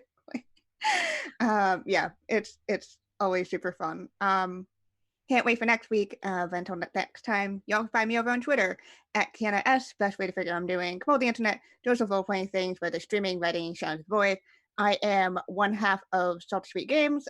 We do tabletop games, including The Witcher, which is a bunch of disaster queers in the Witcher universe. And we also have Pulp Cthulhu with Max and Nyarlathotep, which is, we're finally on the road after 5 episodes. We're finally traveling, so it's a fun time over there. And we also have our special second part of our Ross Rifles mini-series happening this Sunday. So if you like stories about Canadian soldiers on the World War I front lines, just casually chilling out in the French countryside where there may be a haunted house, catch us then. But yeah, super excited to come back and face more consequences for my actions. Well, they do abound. Emma. Yes, I'm here. I got quiet drunk today. That's what happened to me. Kind of felt that. Yeah, a little bit. There's a necklace that I have completely failed to investigate, which makes it the second necklace in a Pruitt streamed game that I have failed to investigate. Hopefully it won't be months like the last one where there was the necklace with my boyfriend's soul trapped inside that I just let go for months and months. Yeah, he's just there. Nope. I'm going to bang a bunch of gnomes in your stead. While he's trapped in his necklace prison watching. He's just trapped in the prison watching. Yep. That's me. I'm Emma. I'm the communications director for WebDM. You really should watch WebDM tomorrow because tomorrow is our 5-year anniversary of WebDM being a thing that exists. And there's a special project. I don't want to say it's the very first, but it might be the first non-talk based or actual play thing on the channel. It's very different and you should watch it. It's going to be good. I'm happy to be here with all of these people. Next time, I'll be less quiet drunk. I promise. Yes. Hey, you do you. Yeah. And last but not least, Greg, how are you this evening, sir? I am doing super well. I enjoy this so very, very much, and I was able to kind of get a idea of what Kiln was because I was listening to Aha's Take on Me, which I am currently listening to right now. I don't know if you can hear it, but whenever we were having the conversation, Kiana and I, and it got me so happy that she was possessing somebody, and with the Aha and with the possession. What a better way to spend a Tuesday. I dare you to find it. Everybody, I started this session by saying, I would like you to go out and remember and take notes and vote come November. Do that just for no political standing or political affiliation need be revealed. Just make sure you're taking advantage of your own ability to perception check. Look around, make sure you know what's going on in the world, choose and formulate your own decisions about how well they're doing, and then show up on November and tell them that. I'm Greg Grimjack21502 on the Twitter. Join us tomorrow night. As Billy mentioned, we have The Witcher Family of Wraiths at 8 p.m. Eastern over on Tales from the Grim. A couple fun things coming up, but make sure you follow all of these lovely people. They are kind. We need kind. We need that, as it's a bad time right now, being quarantined and social distancing, but we can all join together, dance a bit, listen to some Aha, and watch Possession. That's my take from tonight. Back to you, Pruitt. Well, thank you, sir. Thank you very much, and thank you, Grandmaster Al, for the follow there. Yes, you know, in our whether it's our game worlds or the real world, you should always look around, make those insight checks, because you're not always being told what you think you are. There's some parallels tonight. And so, indeed. Yes, to go back to what Emma was teasing, please tune in tomorrow. It's one of those things where you just want to say it, but you can't say it. I hope that y'all enjoy the special little 5-year anniversary present that we have cooked up. And It's called Henchman. It's called Henchman. I will say that. We'll say that. You can say that. It is called Henchman, and I hope that you enjoy. In fact, I have to go do some work on it after I get off this stream. Trav's been texting me. So I have to go do some VOs. Anyway, I hope everybody has a good evening. Please remember, when you're out there, follow what the experts are saying. Stay in, stay safe, make every healthcare worker's job that much easier. The orders to shelter in place have nothing to do with you or controlling your life. It's about keeping everyone else alive as long as possible. And if there is an insane ramp up with this whole thing, that will not be the case.